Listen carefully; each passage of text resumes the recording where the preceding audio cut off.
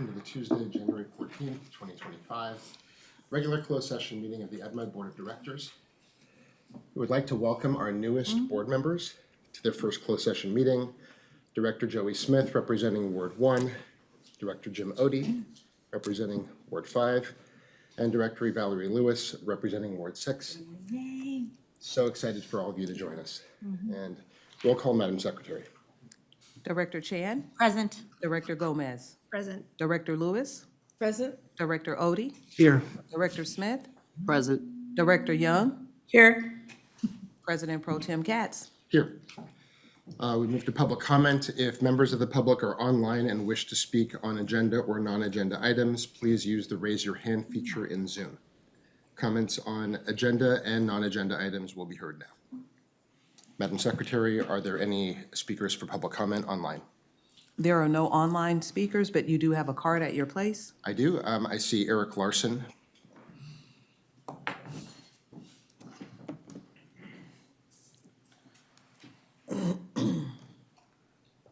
Your 3 minutes start now. Thank you, Risha. Good morning, President Katz, and good morning, Board of Directors, new board. Welcome to the new year and welcome to the district. My name is Eric Larson. I'm the president of AFSCME Local 444, and good morning, General Manager Chan. I wanted to come up here and welcome you to the board. You'll be meeting with the district's negotiators during a closed session. As you know, we are in the beginnings of successor contract negotiations. And some of you, this is the first, many of you, this is the first contract that you are sitting as board of directors and deciding and giving authority to the board to make a lot of decisions. I had some comments that I was going to make that I kind of had prepared, but I'm going to set those aside from now. And I really just want to welcome you to the board and thank you for your service. Thank you for coming up and paying attention and really taking into consideration the welfare of the community, the East Bay that you serve, the resources that you've been entrusted. Really, East Bay MUD, I consider the heart of the East Bay. You know, to provide water and wastewater services to the district as a public utility is really important. I feel really honored to be, I feel fortunate to have a public agency, not a for-profit private enterprise, but a public agency that's run by elected public officials who are responsible to their constituency, to the ratepayers, and to the employees which they serve, and to the environment which you have been entrusted to protect for future generations to come. The whole economy of the East Bay depends on this utility being able to provide water and the resources. Without the resources that we provide to the East Bay, we wouldn't have an effective economy here. So again, thank you. You're going to have a lot to consider over the coming months. We started early in contract negotiations this year with an objective of settling our contract by our contract expiration date, April 21st. That's going to depend a lot on both parties, both on the district side and the union side, to really move the tables. Historically, we've gone well past, like a year past a contract expiration date in negotiations, trying to settle and resolve our contract to provide a reasonable and fair wages for the work that our professional trades provide, good benefits and good working conditions that we've come to know and have and enjoy here at the East Bay, at East Bay MUD, and that provides the longevity, the institutional knowledge that's essential to continue to run this district. So thank you for your time, and I will see you during open session. Thank you for your comments, Mr. Larson. And before we convene the closed session, I do want to announce that our ethics policy does call for an annual top of the year presentation on open government and the Brown Act and other public ethics laws. We will receive that presentation as soon as practicable, likely in February. But we did find that we have sufficient items on the closed session agenda to just move straight into that. It will be heard as soon as practicable. With that, the board will now convene to conference room 8 to discuss closed session agenda items 1 through 3. Welcome to the Tuesday, January 14th, regular business meeting of the EBMUD Board of Directors. We would like to welcome our newest board members to their first meeting. Director Joey Smith, representing Ward 1.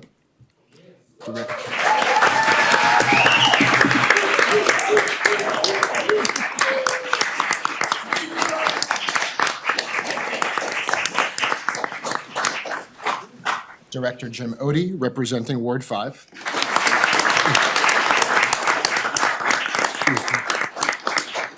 And Director Valerie Lewis, representing Ward 6.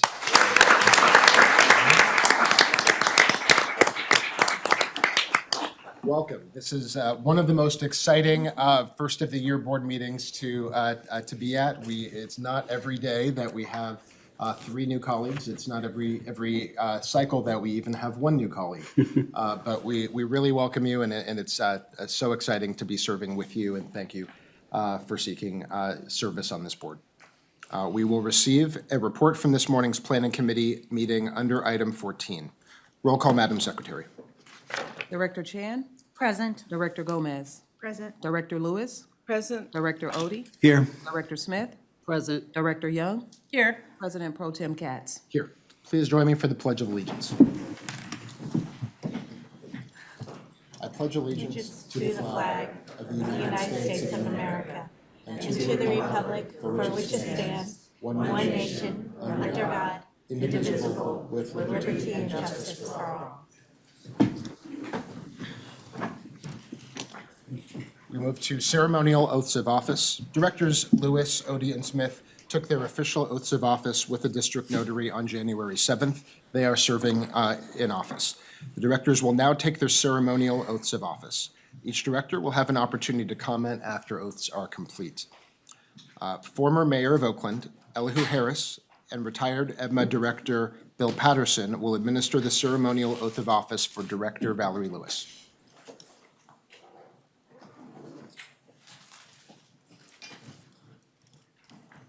You want to go to the podium, Mr. Harris? Mr. Harris? You want to go to the podium?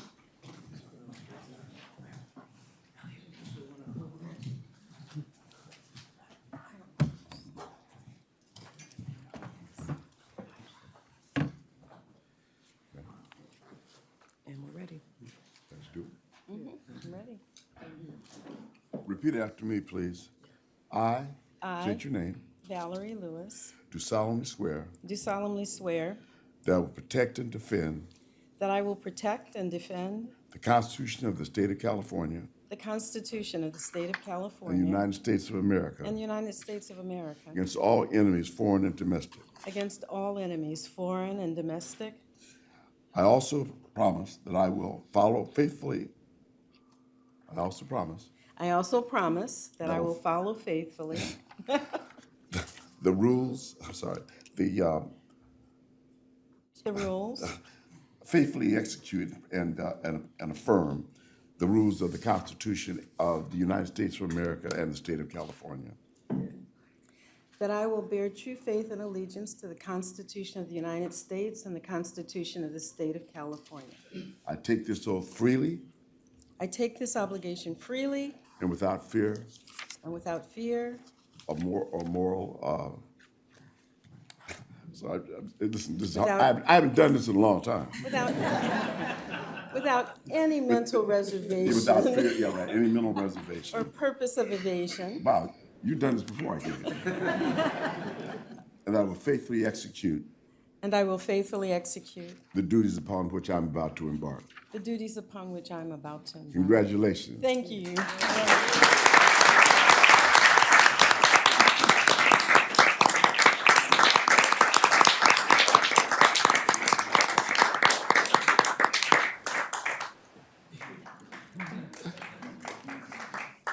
Next, California Attorney General Rob Bonta will now administer the ceremonial oath of office for Director Jim Odie.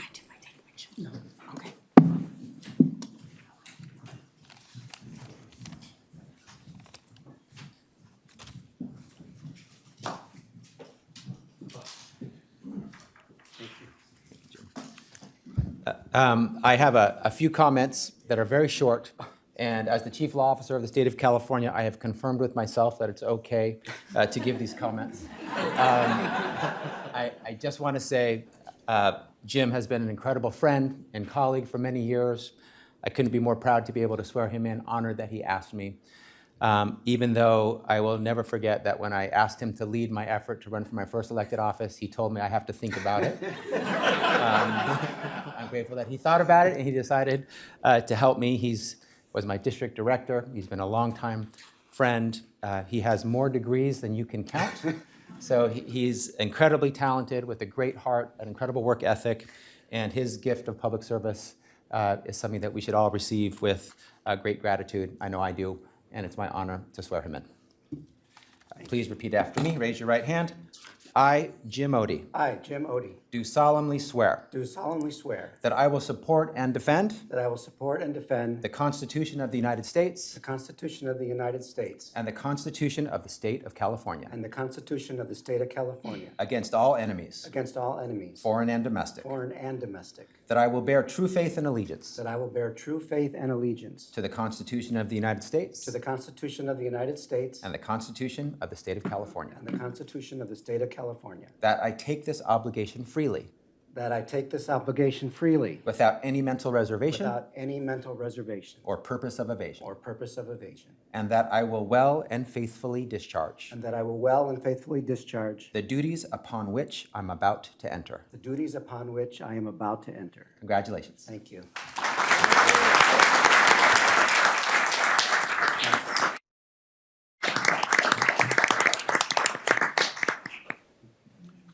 Next, retired EBMUD Director Lisa McIntosh will now administer the ceremonial oath of office for Director Joey D. Smith.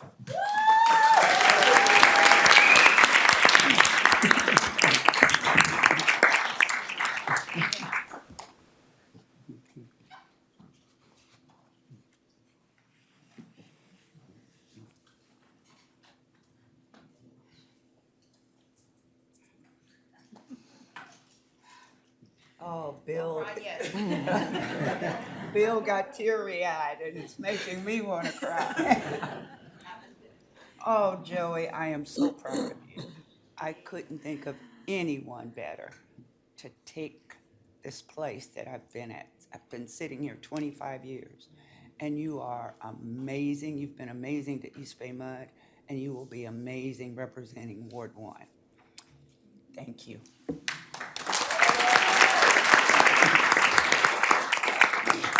All right, raise your right hand and repeat after me.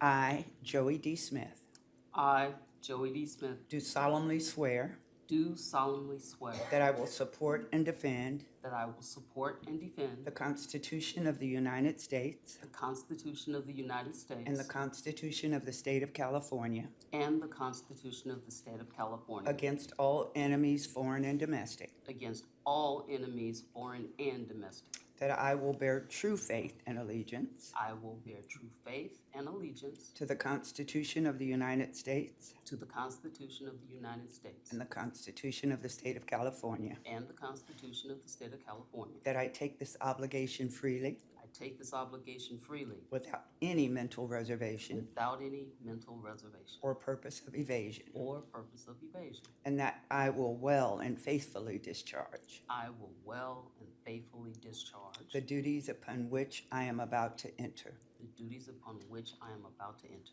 Congratulations, Joey.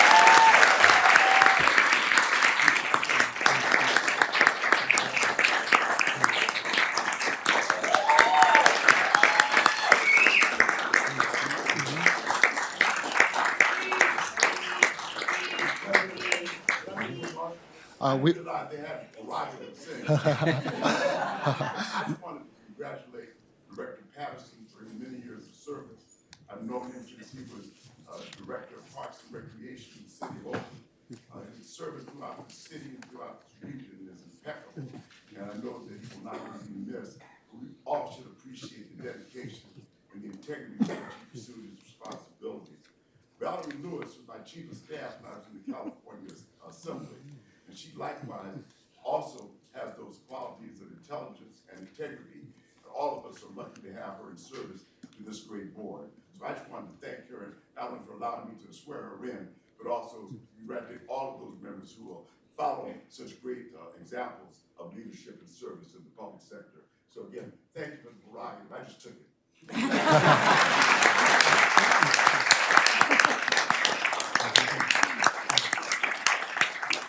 Thank you, Mayor Harris, and thank you for not needing the microphone in the center of the lectern. We will now receive comments from our new directors, starting with Director Lewis. Well, good afternoon to my new colleagues. Good afternoon to the staff. I look so forward to working with each and every one of you. I've been so impressed by the onboarding experience.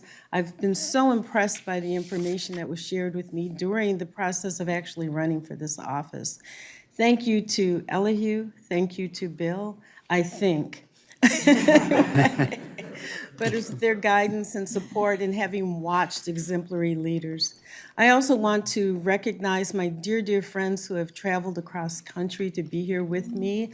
A friend since I was 3 years old, the Honorable Retired Judge Renee Cardwell, and her other half, Mr. Kenneth Topping.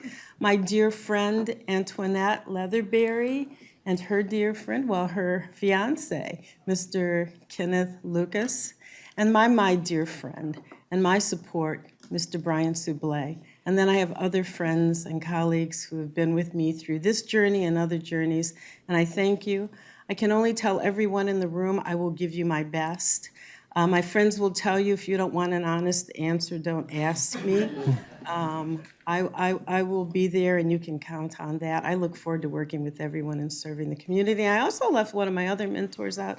I see Mr. Robert Harris in the audience. Thank you, Bob, for being here.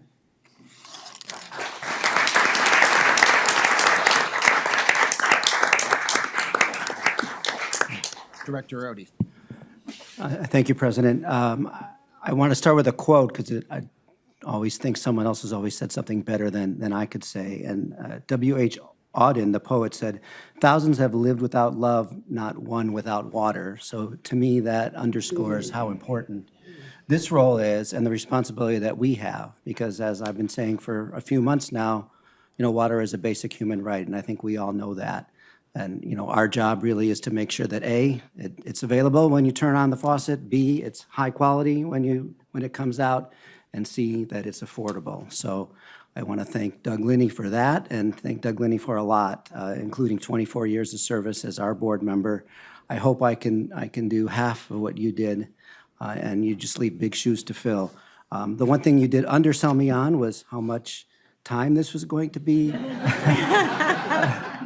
But the one thing you didn't oversell me on or undersell was just the tremendous staff that we have. I have really been impressed with the onboarding, with getting to know everyone, and I really think that, you and the board members that left and the current board members that are staying really did an amazing job with this staff and, setting the mission statement. And, I'm really looking forward to working with all of you. It's just the professionalism is just beyond belief, and I appreciate that. And I also appreciate the board. We've had the opportunity to be together with the 3 new board members, and I can see the pride in the workers that are here, in Director Smith, and I think your voice is one that's sorely needed, and I'll be leaning on your voice a lot during my term here. And my colleague from the city of Oakland, Director Lewis, I appreciate you and your brilliant legal mind, and look forward to working with you as well. Just a few more quick thank yous. I can't do this without thanking the Attorney General for being here, making time out of his busy schedule. Statewide office holder, a lot going on in our state right now, and I'm glad I took some time to think about your question at the Alameda Hospital many years ago, and I appreciated your mentorship. Everything I do right in a policy way is because of your mentorship. Everything I do wrong, you can blame on me. And I'd be remiss without, my current bosses here, Danny Tran in the corner, thank you. So I've had the opportunity to work for 2 really brilliant people in the last 12 years. I think my parents are on Zoom, so I'll give a shout out to them watching from Chicago. My daughter Linnea, who just got engaged, yay. She should be on Zoom. My daughter Sarah was supposed to be here, but I don't see her, so if she's watching on Zoom, thank you. Quick shout out to Heather Little from the Alameda School Board who came out today, and Ibn Shen from the city of Alameda. their staff. And also thank you to all the employee groups who have representatives here today. I'm just honored to do this. And again, thank you, Doug, for all your service. And thank you for asking me to be your successor. And I hope I live up to your expectations and do a good job.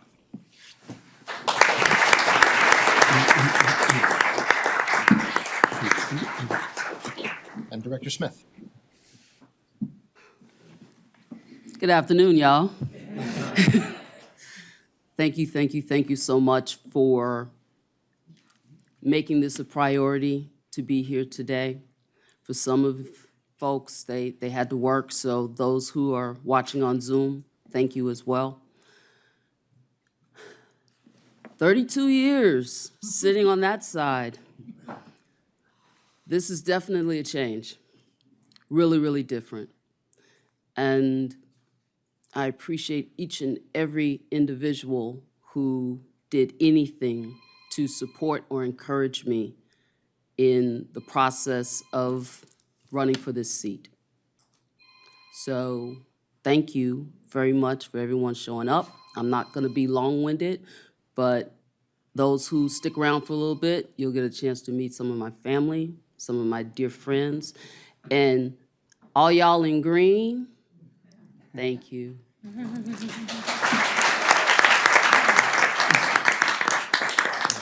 I'm really, really, really looking forward to working with this board. It's gonna be awesome. Some challenging, but really, really awesome. Thank you.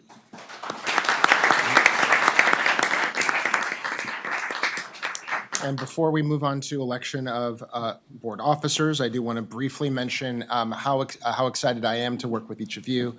And to make a quick note about how exciting it is that this is the most diverse board in East Bay MUD's history. We have gone to a supermajority female board of directors.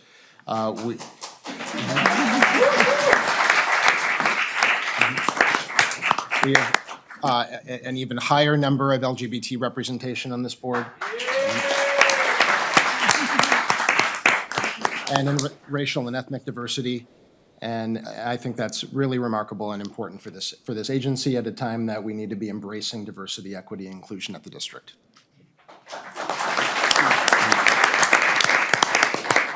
And I know that from speaking with board members new and old, that there is a tremendous commitment to the values of the district for environmental stewardship, maintaining clean, safe, and reliable water for our customers. And I look forward to embracing all of our challenges with each other and with our board and agency officers.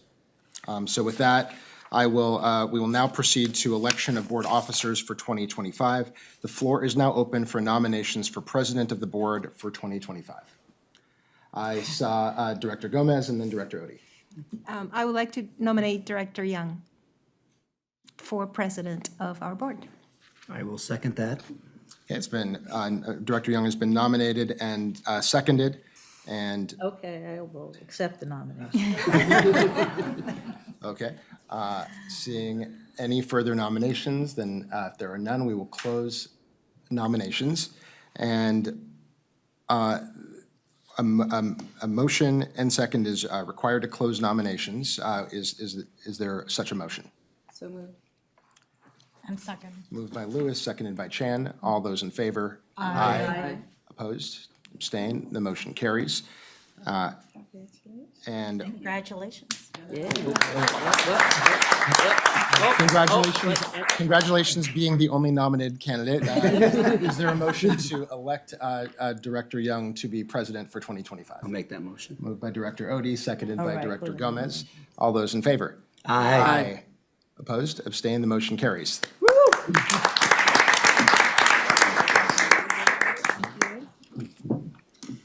Pass the instructions too. And the speaker cards. And we have two officers to thank you, everyone. I appreciate the opportunity to serve again as president. Hopefully, we won't have a pandemic in the middle of my service. I'm delighted to be serving, as Director Katz said, with this new board and for the energy and new vision and challenges that we'll all tackle together. So with that, we need to appoint a vice president or elect a vice president. Director Smith? Thank you, President Young. I nominate Andy Katz for vice president. I will second that. Oh, I'd like to nominate April Chan for vice president. I'll second that. any other nominations? Okay, we need a motion to close nominate, what? Wait, what's next? So you need, so are those, you want to close nominations, but then we need to go back and we need to vote on each nominated candidate. So do we have any more nominations? I asked that, Okay. so now we can close nominations. Okay, so I need a motion for closing nominations. So moved. Second. Okay. All in favor? All in favor? Aye. Okay, so now, in order? In order. Okay. All those in favor of Director Katz for vice president? Let's do, do we need to do a roll call, or? We should probably do a roll call. Okay, roll call, Madam Secretary? All right. Director Chan? No. Director Gomez? No. Director Gomez, you said no. No. Director Lewis? No. Director Odie? No. Director Smith? Yes. Director Young? Yes. You didn't ask Director Katz. I went, and this is in order. Director Katz? Yes. The motion fails, 4-3.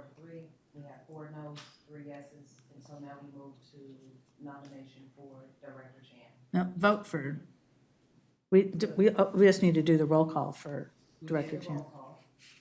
Yeah, we need, Director Katz? right, but we closed nominate, we don't need to do a nomination, we just need to do the vote, right? Yes, we need to. Yeah. I'm sorry. Yeah, May I move to elect Director April Chan to be vice president? Yes, you may. yeah, I think we did that already. Oh, we need a motion to elect, sorry, I'm sorry. I'll second that.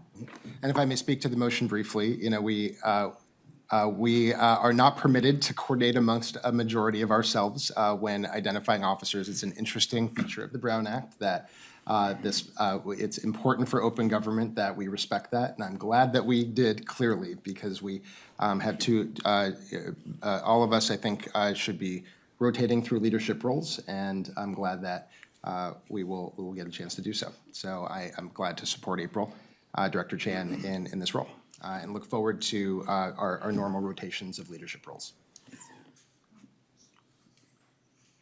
We still need a vote, yes, roll call. Director Chan? Yes. Director Gomez? Yes. Director Katz? Yes. Director Lewis? Yes. Director Odie? Aye. Director Smith? Yes. President Young? Yes.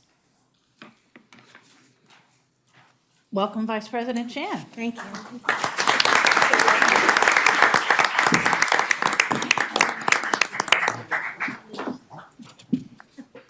Okay, and as per our past practice, we're all going to stay in our current seats versus changing chairs around, but that will happen at our next meeting.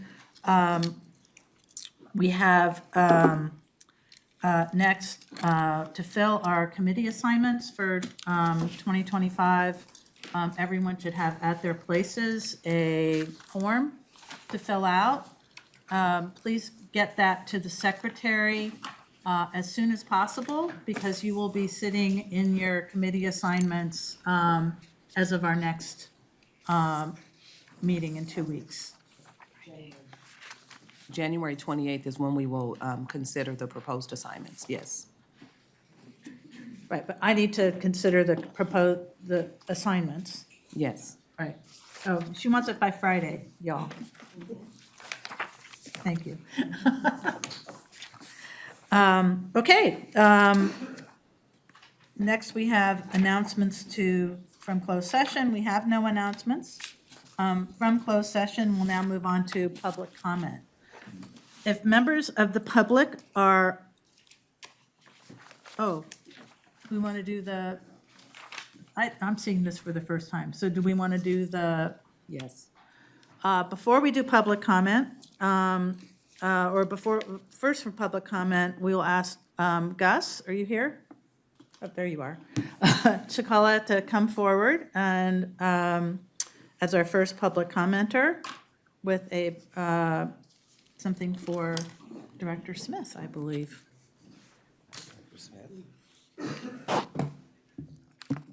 Good afternoon. My name is Gus Chakala. I'm a senior civil engineer in the Operations and Maintenance Department. First, I want to take a moment and congratulate and welcome the newly elected members of the East Bay MUD Board. It's exciting. But in particular, I want to recognize Director Smith and take a couple minutes to acknowledge and celebrate her retirement after 32 years of service to the district. I had the privilege of supervising Joey for just the last 10 months of her employment at East Bay MUD. But prior to that, I had the honor of serving alongside her in the leadership of AFSCME Local 2019 for about 7 years. Joey's career is a testament to building a better East Bay MUD from the ground up. I mean this both literally and figuratively. She began her career with the district in 1992 in the Plumber Series, where she not only repaired and improved our water system, but helped to break down barriers for women in trades. Early in her career, Joey identified a need to improve working conditions for employees in the field. One notable effort was advocating for portable toilets on job sites. At a time when women were entering trades in greater numbers, Joey recognized that this basic necessity was not just about convenience. It was about respect, dignity, and ensuring everyone could work productively. Her advocacy didn't just improve conditions for women. It raised the standard for all employees, helping them feel valued and enhancing the district's image in the community. After 13 years in the field as a member of Local 444, Joey became a supervisor in the Maintenance Support Division, where she continued to be an employee leader for 12 years as part of Local 21. In 2016, she transitioned to a position in Local 2019 as a water conservation technician, and this is where I had the honor to get to know Joey. In this role, Joey focused on water loss mitigation, helping customers understand their water use, ensuring meters function properly, and teaching folks how to find and fix household leaks. Anyone who has worked with Joey knows that she approaches every task with care and compassion. And I mean care in that she truly cares about the people and the work she does. And she also conducts her work very carefully in a deliberate and thoughtful manner. And it's really something to be admired. Her ability to listen, advocate, and unite people has made Joey an invaluable part of the workforce. Since the year 2019, Joey served as president of 2019, where she led with strength and compassion. Together, we navigated the unprecedented challenges of the COVID-19 pandemic. Joey's steady leadership through those difficult times made a meaningful difference for employees and the district as a whole. Throughout her career, Joey remained focused on leaving things better than she found them. From her early advocacy for working conditions to representing EBMUD at career fairs and judging student science fairs to supporting small businesses through the district's contract equity program, Joey has consistently demonstrated her dedication to EBMUD's values and mission. Joey, it's been a pleasure working with you through these years. You went, from Joey to Madam President, back to Joey, and now Director Smith. And I just want to thank you for your decades of service, your leadership, and your vision. So congratulations on an incredible career and this exciting new chapter as Director Smith. So if you would indulge me to accept this plaque, which was beautifully crafted by district carpentry staff, along with this belt buckle commemorating your 32 years of service to the district.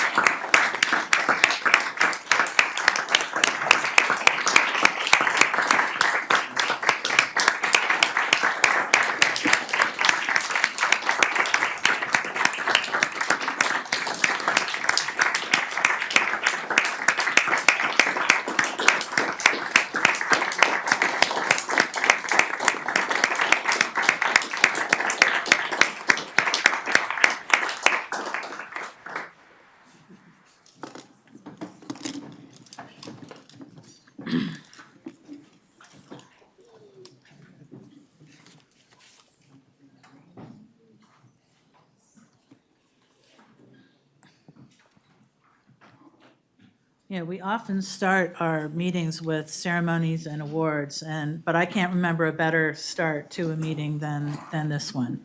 With that, though, we will move on to public comment. If there are members of the public online who wish to speak on agenda or non-agenda items, please use the raise your hand feature in Zoom. Comments on non-agenda items will be heard now. Comments on agenda items will be heard when that item is up for consideration. Madam Secretary, are there any public commenters online? I have 4 hands online for public comment. We'll take online public comment first. Yeah, since we did. I have Matthew Taylor. Sense. Yes, thank you for presenting me time.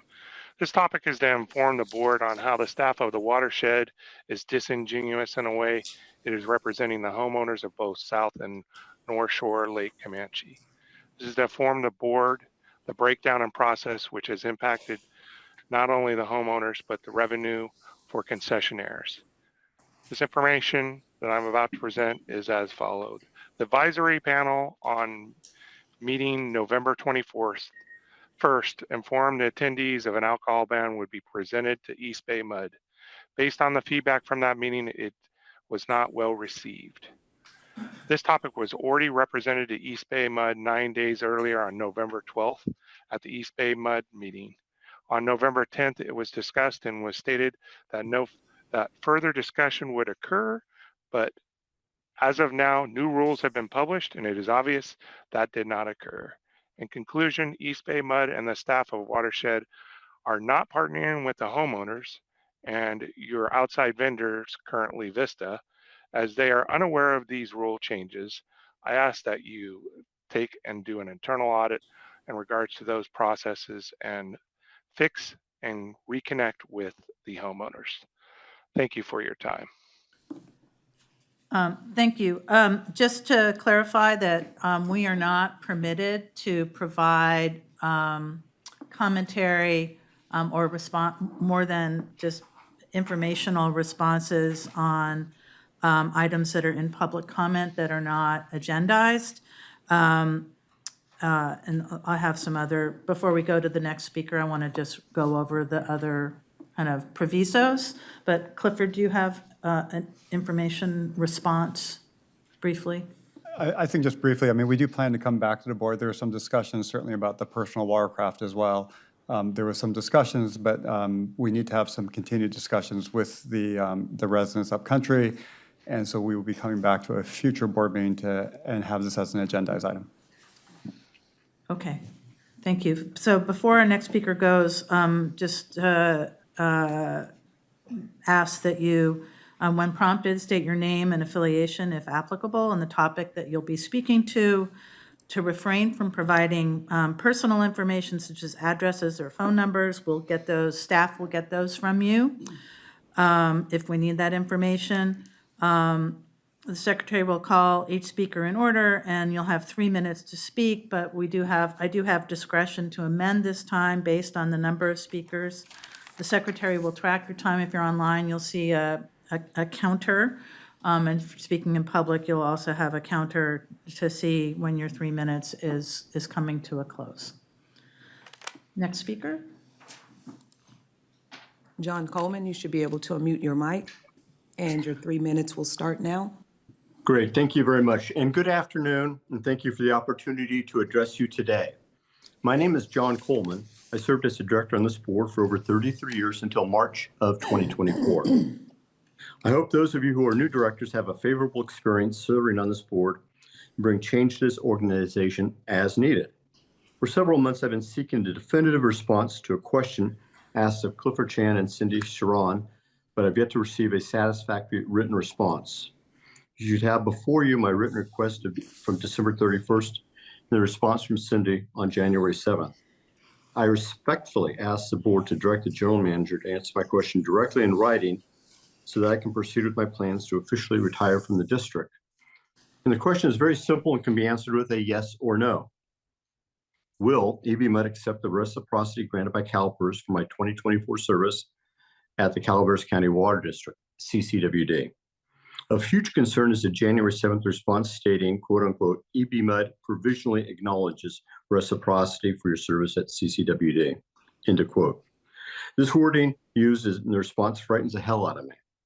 Why is it so disturbing?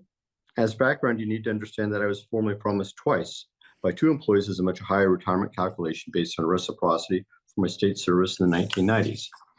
My wife retired early, and we purchased a retirement home based on specific information provided by Human Resources. 3 years later, the district said the employees made a mistake, and in court claimed they're not responsible for mistakes by employees. You can see why anyone who needs to be careful and even skeptical when dealing with the district. Additionally, in early November, the district said they would provide a pension estimate based on my salary information provided by CCWD. On January 7th, I received word that the district reconsidered and would not provide an estimate. Why was I not informed of this decision much sooner? Why does the district say one thing and do another? This makes me concerned that the district could also decide to reconsider reciprocity. Thus, my insistence on getting a written confirmation from the manager of the district. What I'm experiencing is not the way to treat any current or former employees. Do these actions represent EBMUD's tagline, stewardship, integrity, respect, and teamwork? Again, I respectfully ask the board of directors to direct the general manager to definitively, in writing, answer my question about accepting reciprocity with CCWD as already granted by CalPERS, so that I can proceed with my plans to officially retire from the district. I wish you success and truly hope that I never come before you again. Thank you. Thank you, Mr. Coleman.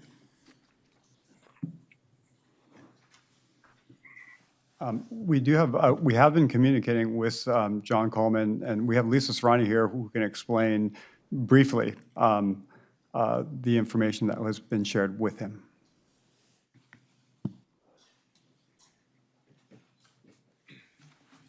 Hello, thank you. Welcome, new board members. So we've been in discussion with John about John Coleman related to his decision to retire. He left the district. He went to a new agency. He left that agency and then engaged conversations with us after he left that agency. And we've since been working with him to make sure that the outgoing reciprocity between EBMUD and his new agency, Calaveras County Water District, was established. It had not yet been established while he was working there.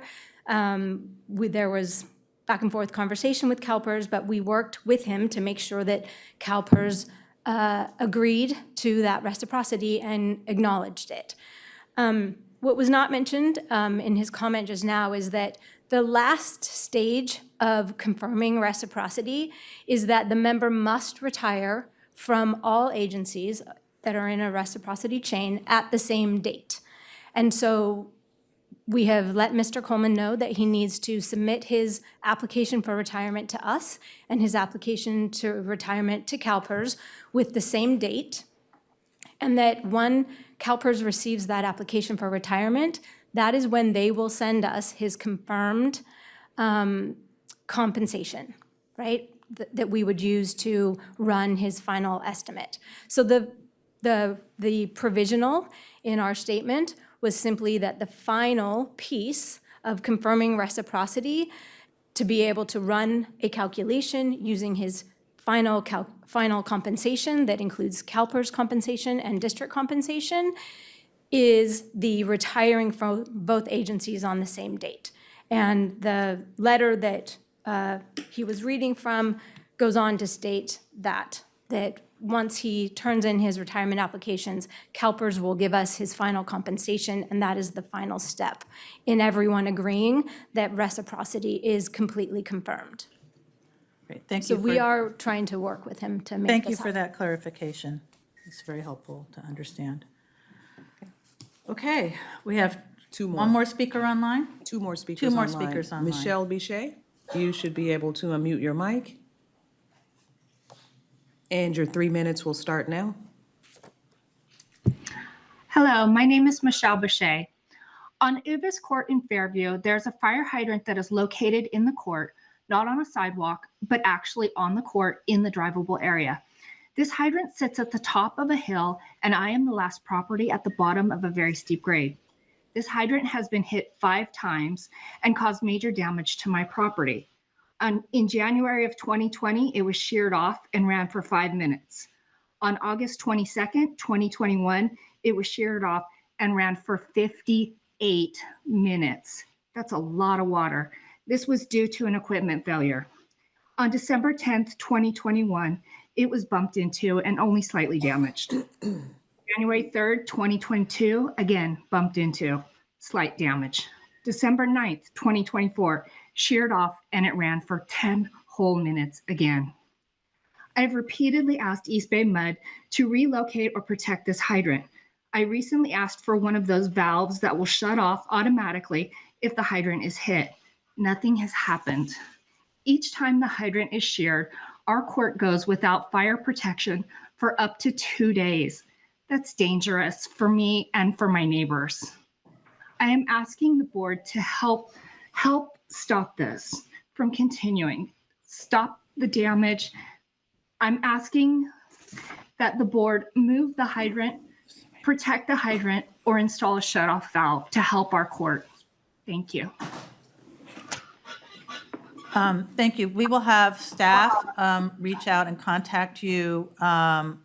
Yeah, I'll have staff reach out to you, and I'll provide an update to the board as well. Thank you. Thank you for bringing this to our attention. One more? Yes. Doug Jones, you should be able to unmute your mic. And your 3 minutes will start now. Yes. All right, thanks so much. I'm following up on the first comment by Matthew Taylor in regards to the proposal for alcohol and personal watercraft ban on Lake Comanche. I am a resident of Park Number 2 at Lake Comanche, and it's kind of been all of a sudden this became a topic and an issue, and the communication coming through has really sent kind of a shockwave through us as owners in the park. That basically use this for, a lot of people live there full time, but there's those of us who use it for, family enjoyment. It's apparent that there's been a lack of input and discussion. There was basically no reach out from EBMUD in regards to these matters. And it creates an overlying concern for us as owners that this is just going to be basically adopted without our input. I'm glad to hear that there will be future discussion on this. And as a general observation, I would say that this pretty much follows true with a lot of the actions that are brought forth to us as owners. And what our observation is that there's no realistic public adherence to the rules that are in place right now in the state of California for alcohol consumption while operating a watercraft, as well as personal watercrafts. In regards to the alcohol consumption and personal watercrafts, anybody that's operating a vehicle has to have a boating license these days.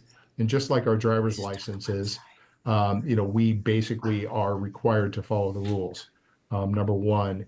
And we are, the other observation is just a general lack of any type of oversight by the concessionaire or the park rangers as it relates to alcohol and personal watercraft activity or consumption activity on the lake. There's just not enough coverage there, not enough oversight by EBMUD rangers and the concessionaire. So we're looking forward to more of an open forum where we can have a discussion related to the safety of everybody on the lake. We get that. But we just don't want to see there be some sort of a edict that goes down that says, okay, this is the way it's going to go without any input. So I encourage your board and your managers to have this be more of a forum where it's a discussion, not just here's the new rule. Thank you very much. Thank you. Just to clarify, we did put over this agenda item from our planning committee to next month to enable additional interaction with stakeholders. and homeowners and others who use the recreation areas and the reservoir. I do want to clarify that as currently proposed, the prohibition does not apply within the boundaries of the mobile home parks. However, it would apply when residents are in the recreation area during the prohibition period of May to September, just to clarify where things are at currently proposed.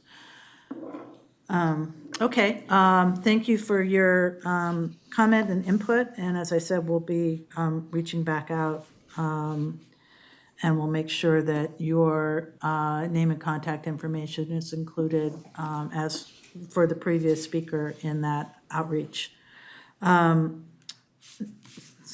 Going along the same frame, we will President do Young. Kelly Taylor. Are there any more online? There are no more online comments, but if the commenters can please email secoffice@ebmud.com with contact information, because they only their names show up. So we wouldn't know how to contact okay. them, just based on them being in Zoom. So Mr. Jones, Can you Ms. put that in Bichet, the chat? Is there a way to show chat? we don't have chat open on our Zoom meetings. Oh, even for the moderator? Okay. Or call the number and ask for the secretary's office, Yes. right? And one moment, we have one additional hand. Matthew Taylor, can I mute your mic? Can you give was that on address before. again? Yes. Yes. S as in Sam, E as in Edward, C as in Charles, office at EBMUD.com.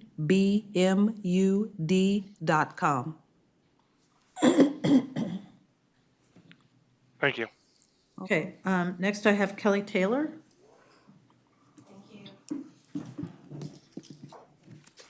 Is it okay if I use this to prop all my stuff? Yeah, your 3 minutes Start now. starts now. Yeah, my name is Kelly Taylor. I too am a homeowner at Comanche, but I'm also a 32-year public sector employee at Contra Costa Health Services. So I live in Contra Costa. I've worked really closely with Supervisor Joya, who you all may know, and I'm trying to transition to retirement, and my retirement is Comanche. However, moving up there has been not the retirement dream that I anticipated. So therefore, I did exactly what I've been trained to do in healthcare, is investigate where's the lack of communication and what's the breakdown. And I think this was so evident with regards to the November 21st Comanche Advisory Meeting, when the homeowners were told that there was going to be 4 big ticket items on the agenda. And it was going to be the mobile home fee increase, the banning of electronic scooters, the banning of alcohol from the park, and banning of personal watercraft. So those are 4 big ticket items that we got hit with for this very boisterous group, and try to solve that in an hour meeting. It just did not happen. The homeowners were very overwhelmed with the fee increase, as you can imagine, and I did hear in the December 10th meeting that it was conveyed very eloquently by Mr. Beckman that the homeowners did come together and understood that there needed to be a fee increase based on the HUD recommendations. So I do understand that. However, what I do not believe, and I saw in the PowerPoint that Mr. Beckman had presented, this your own PowerPoint, that at the end, even though that it was recommended at the advisory meeting to you all, the homeowners very strongly said there needed to be either a subcommittee meeting on the additional bans, which was going to be the scooter and the alcohol and the personal watercraft. Therefore, when I attended the Zoom component on the December 10th meeting, I too asked all of you if there could be another meeting to discuss these bans or the concerns, and why were these concerns even brought up? And you two said, take it offline, convene a meeting. I reached out to General Manager Chan, and he said that I would be receiving a telephone call. I did receive a telephone call last week from Mr. Beckman stating that there will not be a subcommittee meeting, and that the recommendation is going to go forth on personal watercraft and alcohol. And therefore, the other thing that you must understand, when the 21st advisory meeting happened of November, on the 10th of November, it was on the EBMUD website that the alcohol ban went into effect. So it was posed to the members of the homeowners. So some of us have houseboats, so that does affect us. Even though you're stating that it doesn't affect the mobile home parks, if we're out on the water in our houseboat, the ban affects those in our houseboats. The other thing that I have to state is I want to have a subcommittee meeting, as you all recommended, and I'm being told that that's not going to happen. I'm glad that the personal watercraft is being held, and we're going to be able to discuss it further, but I think a 1-hour advisory meeting that happens quarterly is not enough time to talk about the concerns that EBMUD may have with the Comanche Park, because there are homeowners. Thank you. Yeah. Thank you for your time. Yep. Do you want to just clarify again what the process is going to be? Yeah, so nice to meet you in person. Very nice to meet you. Thank you so much. Yeah, I mean, it was my understanding that Chuck Beckman had actually contacted you twice. But if that's not the case, you had indicated once, but he had spoken to you once, because after the meeting, he was trying to get some feedback on alternatives to, I think there was universally, the public comment was, we all agree there are safety issues, but there might be other solutions. So my understanding was he spoke to you about that. And then I had asked him to contact you again Yes, to get yesterday. information. And based on that conversation, I had asked staff, well, let's hold off on the discussion because there's clearly more discussion that needs to be had before we bring it to the board, which is why we didn't discuss it today. Yeah. So I just want to make sure that we did reach out. Yeah. He did have difficulty because we didn't have the contact information of some of the other speakers. So we needed more time to be able to find the other people who spoke to be able to get the group together. And we thought that maybe subsequently we can work through you to say, here's some of the other contact people that we can speak with to have the discussion. So they will reach out to you again. We do want to have additional discussion. I do want to stress to this board that, there are real safety issues that we have up country that we're trying to find solutions. That part, I think we all understand and agree on, is what is that path forward that is manageable for the district, given the constraints that we have. And so we'll have the discussion, but at least we all agree there is an issue to be addressed. Yeah, I think that it was my misunderstanding, and please clarify, because when the board said take it offline and reconvene, there wasn't another advisory meeting until January. So these are big ticket items that do need to be talked to about individually, and I'm just hoping that we can do that, because that was my understanding. So that's why I came here today, and I was very shocked to hear that there wouldn't be meetings outside of the advisory meeting, because this is going to take more than a 1-hour meeting to discuss. Okay, Thank you. we can't have a back and forth as part of public comment. Thank you. I appreciate your non-agenda. time. Yeah, you're welcome, and it is something we're paying attention to. Thank you. I appreciate it. Further clarification, right now, boating at Comanche is verboten because of the golden mussel issue, and so it's a little moot at the moment. We've got time to work on it. We will work on it. Okay, I've got 2 more folks for public comment, unless I have more online. Okay. Cheryl Franklin?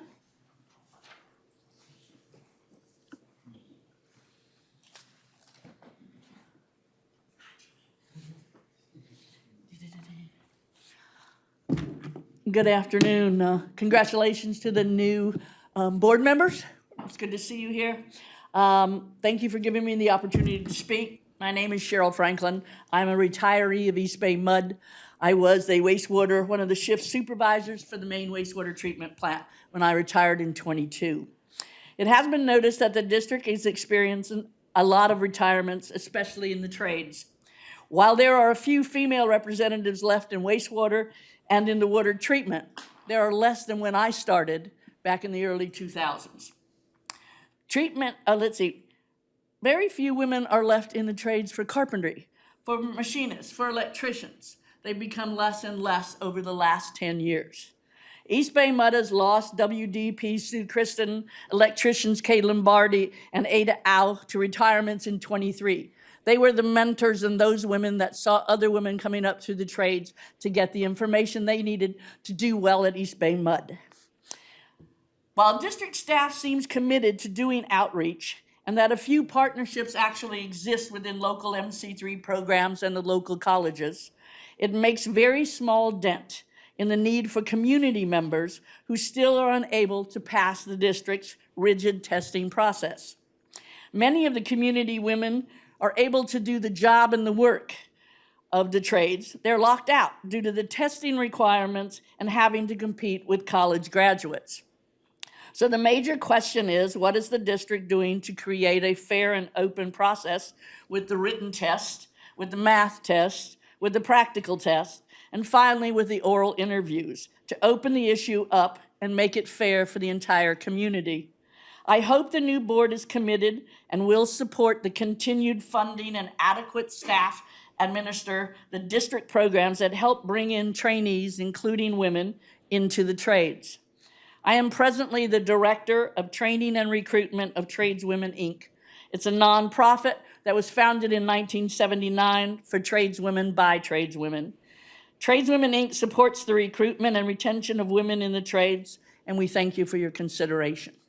Thank you. Thank you very much, and thank you for your work with Tradeswomen, Inc. Okay, we have our last duo of public commenters, Eric Larson and Justin Young, I think kind of circling back to our original topic for today's meeting. Are we going to each go? I think we're. You're on there together. We just so- wanted to come up together and from our joint unions, AFSCME Local 444. Local 2019. I'm Eric Larson, President, AFSCME Local 444. Local 444 has proudly represented the trades here at EBMUD since 1969. And on behalf of the 750 trades workers that we represent, we want to welcome you, the new board, and thank you for your service. Yep. President Young, congrats. Board of Directors, fellow employees, ratepayers, fellow employees. First of all, my name is Justin Young. I'm an Associate Electrical Engineer at EBMUD, been here for 21 years. I am currently acting as president for Local 2019. There was a vacancy that just came up, so slid right in there. Basically, we just want to welcome everybody, to the board. We're excited to work with the current and the new board of directors.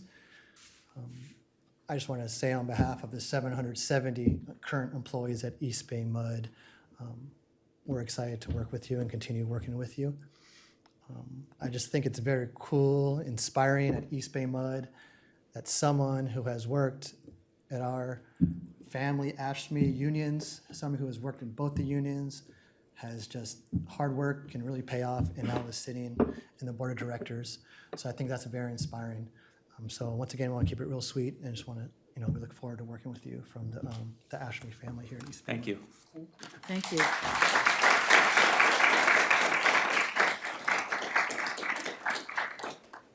Okay, well, it might be a new record of moving to consent calendar here. If there's no more public comments. None. Okay, we will now move to the consent calendar to consider items 1 through 8.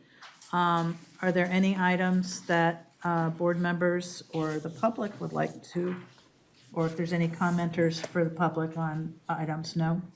But Director Chan? Yeah, this will go fast, but I will pull items 2 and 6. 2 and 6, okay. All righty. Can I get a motion for items 1, 3, 4, 5, you made it hard, 7 and 8. Second. Okay, moved by Director Katz, seconded by Director Gomez. A vote on 1, 3, 4, 5? No, you're pulling 5. I'm pulling 2 and 6. 2 and 6, 5, 7, and 8. All those in favor? Aye. Sorry, I'm feeling rusty here. Okay, those pass. Do we have a staff person to present on, what do you have for filing correspondence with the board? Oh, So I pulled item number 2. That was something that we discussed at the planning meeting this morning, and I just wanted to inform the rest of the board that General Manager Chan will be giving us information about change orders for this particular project. That's item 3. That's item Oh, that's 3. item 3? I'm sorry. I was like, Oh, no, we have to do it over again?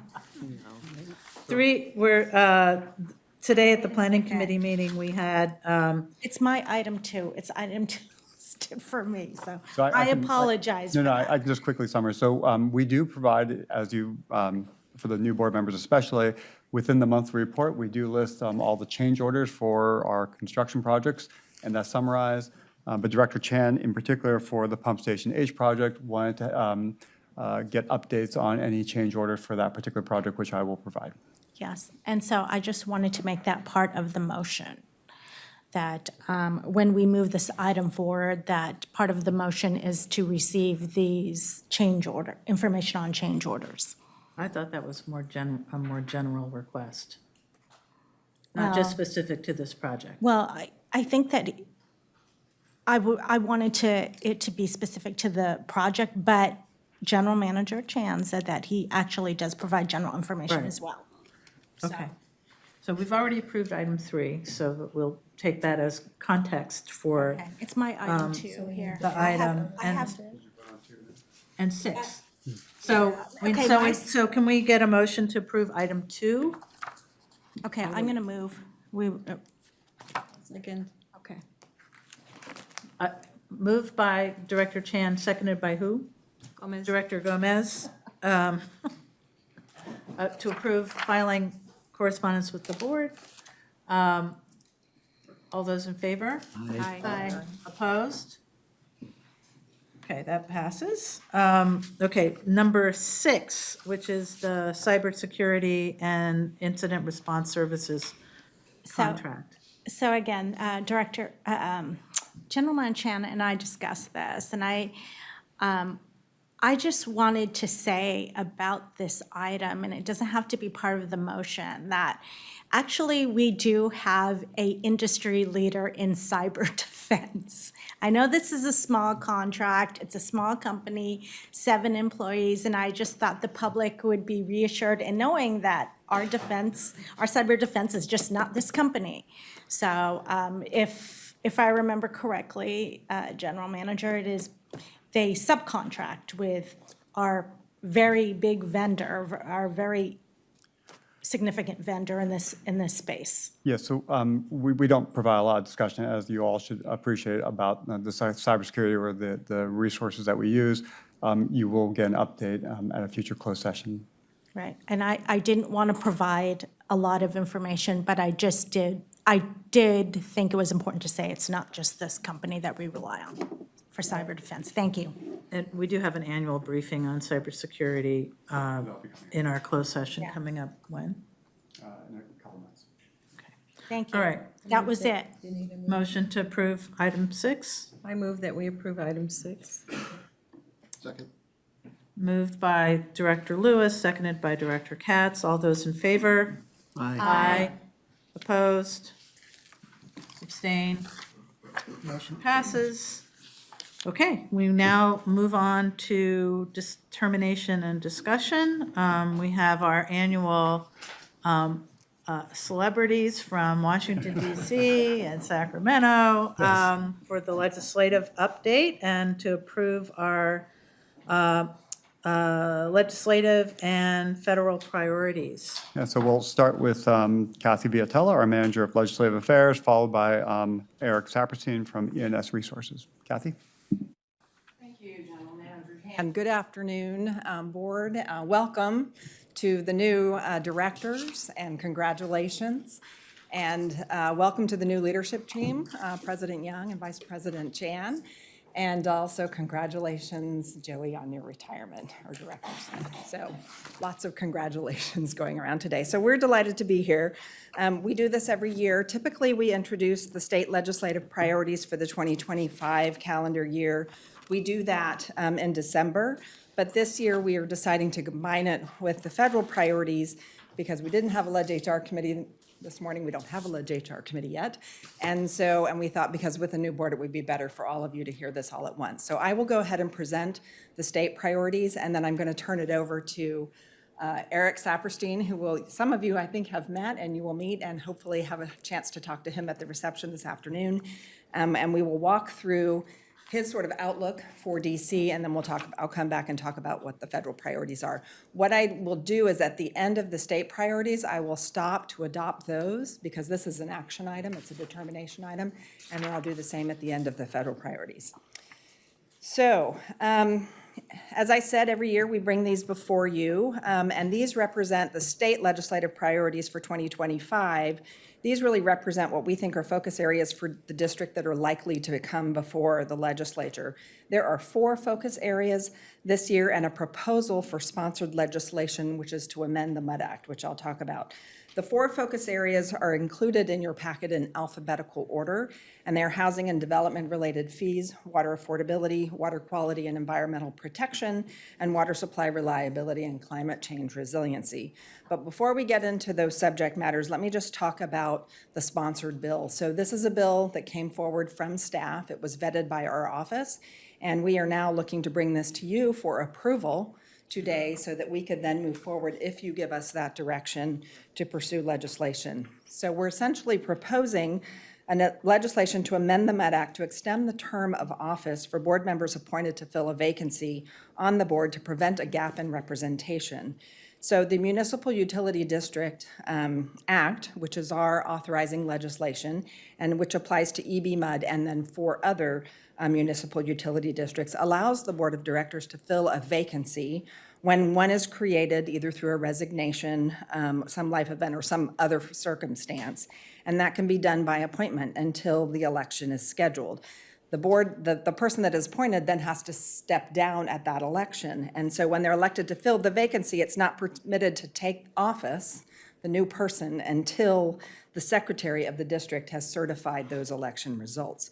So this legislative proposal seeks to remedy that situation. We had a situation this year, or this past year, and so we would do that by extending the term of the office for the appointed board member to ensure that there is no gap in representation. So any questions about this one? Andy? We discovered this drafting error, what we believe is a drafting error, and just this strict interpretation and application of this drafting error, which is disruptive to the district. Do you think that the elections committees of either or both respective houses would accept this into a committee bill so that we don't need to lean on a delegation member to use one of their scarce 15 bills each to get this enacted? Have you started that process, or do you have an anticipation, or We what do you have think? internally started having conversations and also been looking at what are the potential omnibus committee bills that could be used as a vehicle for this. We agree it will be ideal to do it in that vein, but we're looking at all options. So it could either go through the elections committee or the local government committee. So once we have your direction and approval to pursue legislation, we will become more formal in those conversations, but that probably is the best option. But we need to vet that because there's some other considerations as they move through. We want it just to go through one of those committees and not have it be double referred, to be heard in other committees. So that's part of our strategy right now, and we're looking at that. And have we talked with SMUD about? Yes, we have talked with the other municipal utility districts. We've specifically spoken with SMUD, and we know of no opposition to this proposal. Okay. Just for board members' edification, those are the 2 municipal utility districts in the state. The 2 big ones under, yeah. Two big Yeah, and ones. in your board packet and your memo is actually a footnote that lists the other 3 agencies in addition to SMUD.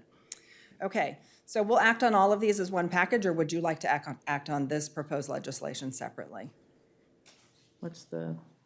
Package. We'll do the package. Okay, then I will continue. So talking to the 4 specific focus areas that I mentioned, the first one is housing and development-related fees. So as you know, paying attention to the news and politics, increasing housing supply in California and the overall affordability of housing in the state is a top priority for both the administration and the legislature. And one aspect of that conversation around or on housing is around fees that local agencies charge developers to mitigate the effects of housing developments on those communities.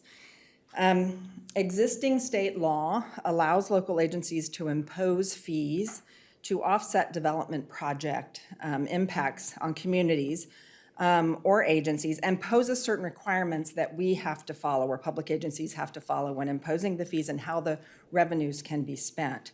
So EBMUD, as many of you know, and just to restate, we do assess capacity charges, and we call those system capacity charges, or the acronym is SCCs. And we impose those on new customers or existing customers for new or expanded water use. And they're used to recover the proportionate share of the cost of water supply or treatment distribution system investments from new customers or those customers that are requiring increased capacity. So increased capacity could happen when the fire marshal requires that you expand. You know, you have actually a sufficient water for fire supply, and so we have to increase the infrastructure to meet that requirement. So in previous sessions, the legislature has looked at could we reduce these fees that can be charged to the developers or delay when the fees are paid as a way of lowering the cost, in their view, of housing, or making it easier on the developers to sort of put those collection of those fees out further. There's also been interest in setting timeframes for actually the approval of new business applications for service and connecting new housing.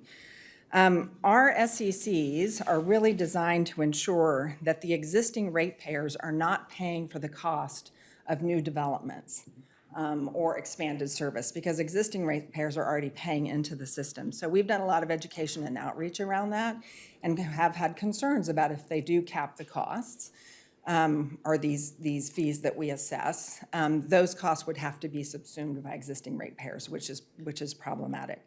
So we continue to have a seat at the table and have constructive conversations around this issue and how to address the affordability of housing and also to accelerate the production of housing. And we anticipate this will continue again in 2025. So any questions about this particular issue?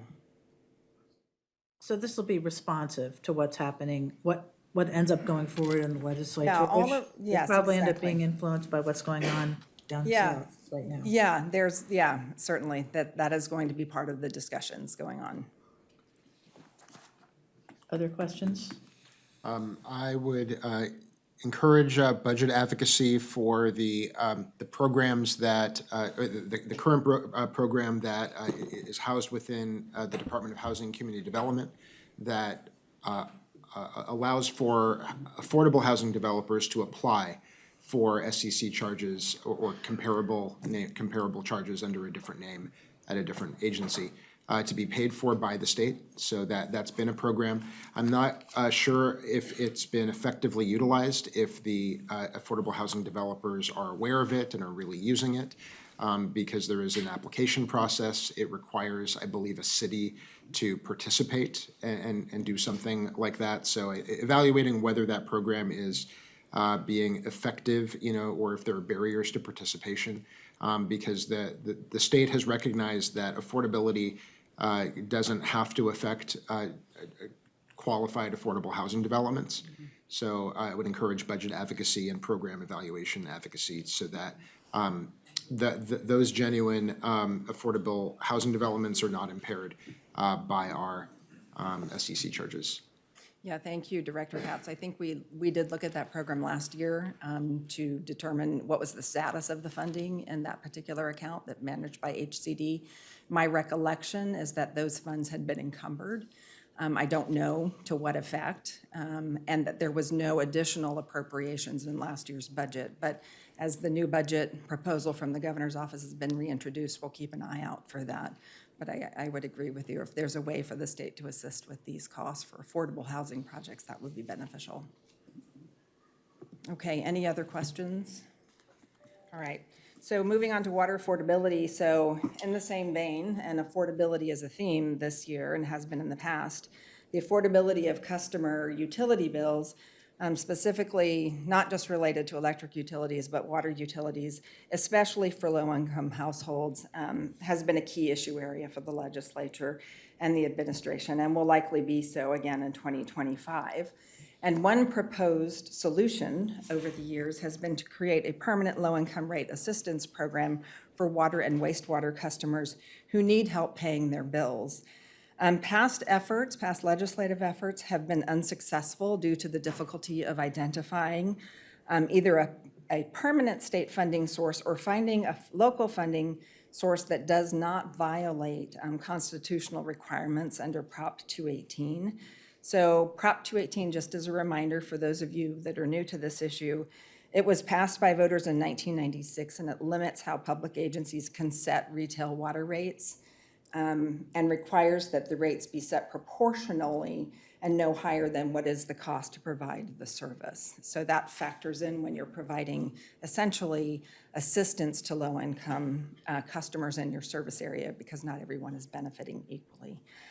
We anticipate that these legislative discussions around water and wastewater service affordability will continue, and will focus on establishing a statewide low-income rate assistance program. And as those discussions and proposal ideas come forward, we will share that information with the stakeholders and with legislative staff and offices about the long success that we've had with administering our customer assistance program since 1986. And we will also work to ensure that we maintain the integrity of our program as they move forward with whatever legislative proposal. So any questions about this subject? I do. So last year came close to passing an opt-out provision that would have added a small, I don't know what they called it, a surcharge or a fee to water bills unless customers opted out to fund rate assistance. And I think we either did or were very close to supporting that bill because it did support, or was consistent with our CAP program, wouldn't interfere with it. My understanding is that bill is likely to resurface or something very close to it, but I'm assuming we'll start where we ended last session instead of starting at the beginning, and work closely with the advocates for that, sponsors of that bill. Certainly, President Young. We have not heard yet from the advocates on what they're proposing or what they're thinking of proposing. For those of you that are new to the subject, a group of environmental justice organizations with whom we have worked over the years had sponsored the bill, and we did take a position to support it. We worked through and addressed some of our issues, again, which were to maintain the integrity of our existing program and maintain the benefits specifically so that we wouldn't be subject to having to automatically enroll everyone who was eligible, because if we did that, all of a sudden we may have to lower our benefit. But I think in our conversations with the sponsors of the bill last year, I think there's an understanding of that need, and so they were supportive of us and the needs that we had, and I hope we would start in a similar place. Okay. Other questions on that one? Okay, moving on to Moving the on to last one. water quality and environmental protection. Actually, just two more, we're getting close. Oh, sorry. So water quality and environmental protection, the state's drinking water and freshwater resources, it's going to continue to be a key priority for the legislature and the administration. It has in years past. We have been in support of legislation in the past years, which has really looked at trying to identify and remove contaminants from our drinking water sources and also wastewater effluent, and just to make sure that those are out and that the responsible parties are held responsible for that. We supported legislation, for example, that removed PFAS, which is a forever chemical, which you've heard about in the news. And we've been in supporting legislation that's looked at removing that from firefighting foam and then other household cleaning products and cosmetic products. In the last session, there were 3 bills that were passed, but the governor vetoed all 3. And the governor vetoed all 3, though in previous years he had signed 2 bills, I believe it was, He said that the legislation, the last 2 sessions, it was become apparent that there really wasn't language in the statutes that was looking at, or we lacked sort of oversight for how to enforce these PFAS bans. So he directed the Department of Toxic Substances Control to come back with a framework for enforcing bans on PFAS in consumer products. DTSC, the acronym for that agency, which is under California Environmental Protection Agency, is now working on that issue. So we envision that this may come back and that we may see a more comprehensive approach to banning PFAS in all products, with the exception that there may be some products where there isn't actually a substitute. But then there would be sort of a process for understanding what was happening to find that substitute. So we think that's going to continue to be a certain subject area. There could be conversations around microplastics in our drinking water supply or in the environment. They also may focus on the conversations around harmful algal blooms and nutrients in wastewater discharges that are contributing factor to harmful algal blooms in our bays and in our reservoirs. So we'll continue to monitor all of these issues and advance our interests in any legislative and policy discussions on water quality that may come up this year. So any questions on that one? I think it just deserves a mention in this moment. Yeah, it's a very important issue, but for members of the public watching, we should mention that our current testing of our drinking water supply has extremely low, that practically the lowest in the country of PFAS in our drinking water supply, so low that it might be called negligible. So I thought that would be important to mention because it's not the same for the entire state. And we can see from our wastewater discharge how significant the pollution is pervasive in our environment. Yeah, thank you, Director Katz. Okay. And moving on to the last subject area, so this is water supply reliability and climate change resiliency. So the extreme sort of variability in our climate and the impacts of climate change are going to continue to be key focus areas for the administration and the legislature. And I think we must acknowledge, and I think, you know, we've all been in disbelief and great sadness in witnessing what is happening in Southern California, in Los Angeles, to people in those communities and also, you know, our partner agencies that supply water. This crisis is going to make wildfire management and emergency response a high priority for both the administration and the legislature. And as you've seen, the governor's been issuing executive orders, and there have been some legislative actions, which I'll talk about later today in that regard. There will be lessons learned that come out of the fires. And as you have seen, there has been a focus on sort of the role of public water utilities, and the governor ordered an investigation into some of the reports of the hydrants going dry.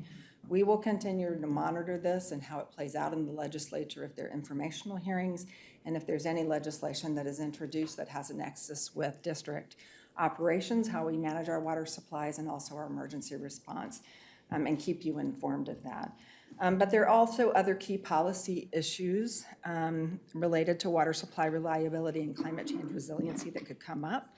There will continue to be a focus on sort of developing new water supplies, capturing and saving more stormwater, increasing water conservation efforts, improving water management actions with better data, forecasting, conveyance, and improved administration of water rights potentially.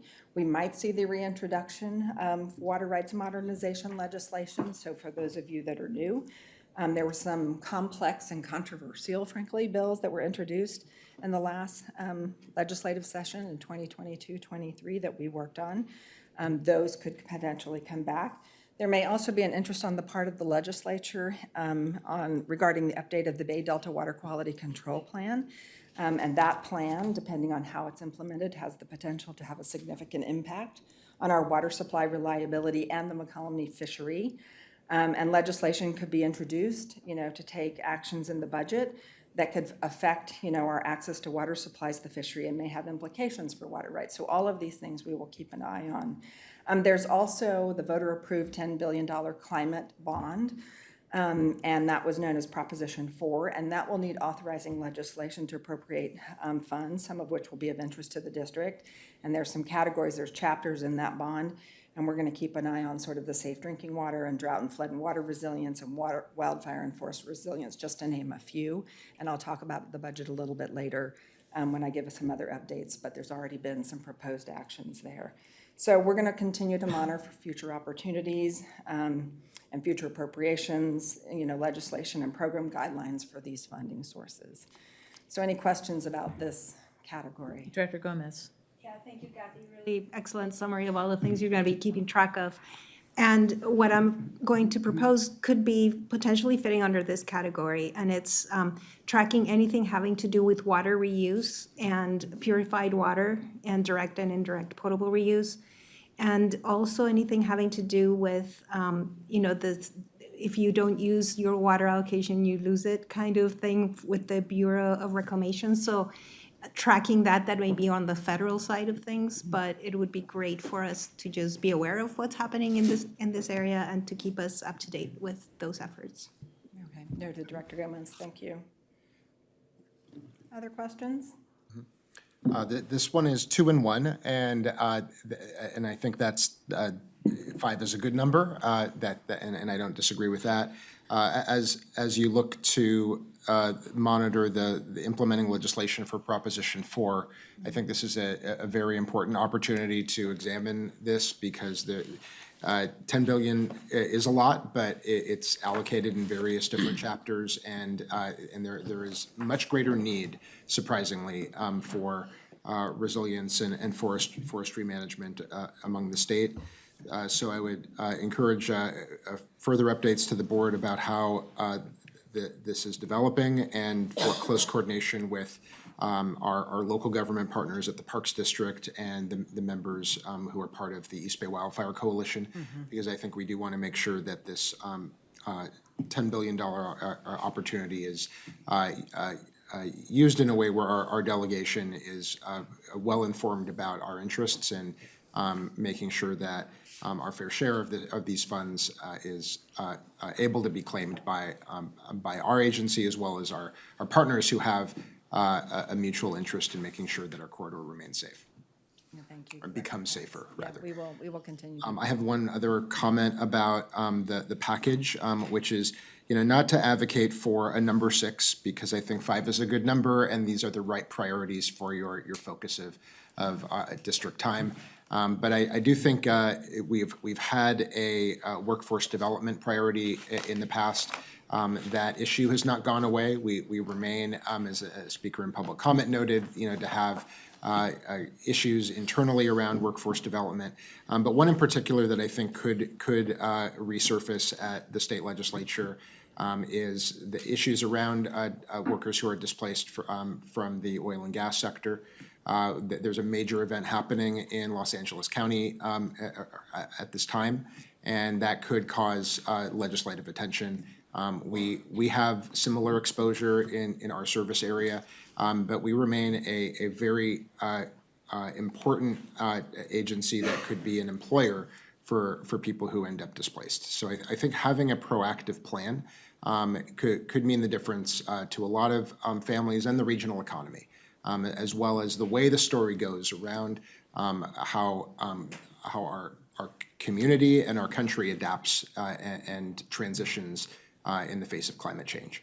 So I don't want to lose track of that, but I'm not advocating for putting that ahead of the first 5, but I'm urging that we monitor those sorts of conversations that may include improvements to the Displaced Oil and Gas Worker Fund, the way EDD is working with grantees, and what our agency's role might look like, and frankly, the more focused on providing technical information to legislators who could use that assistance if they're engaged in drafting. Okay, thank you, Director Katz. It is notable that we no longer have workforce development, and here as a policy focus for the legislature.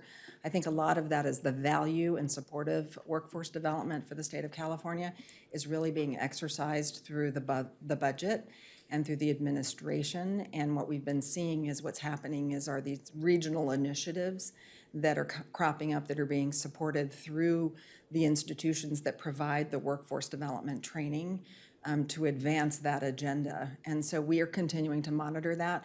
We have been unsuccessful in kind of trying to carve something out for the utility sector in policy because they've wanted to look at it more broadly in terms of, both essentially the public sector opportunities. But we'll continue to monitor that and keep it forefront in our minds, even though it's not here in the document today. I think a reason for that was that last year, there was so much opportunity in recent bond funds and in federal government funds that the legislators most interested in this were focused on ensuring that those existing streams of money were attached to high road standards.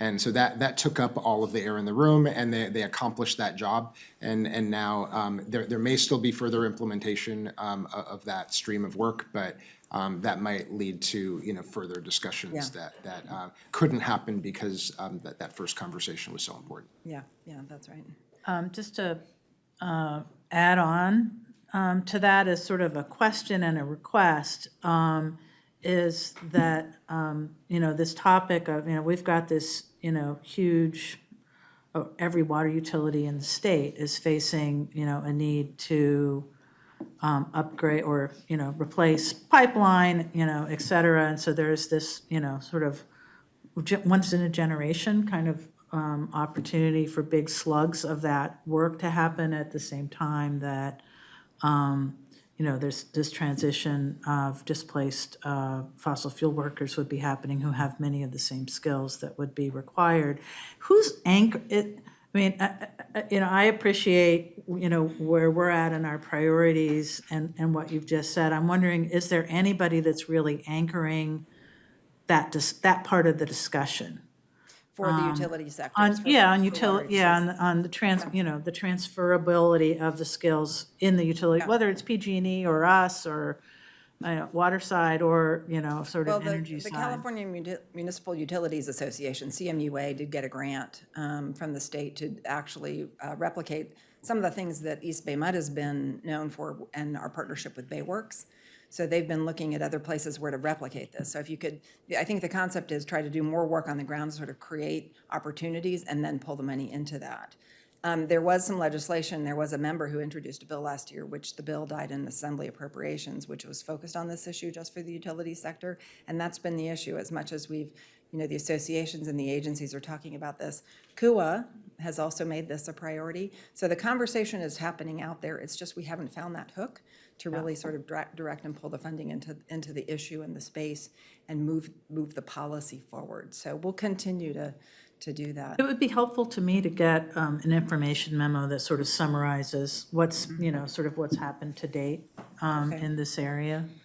And then whether there are, sort of the NGOs that have been on the environmental side that have been promoting these discussions, whether they're at that table at all or not, or whether it's just us or just the utility side pushing for it.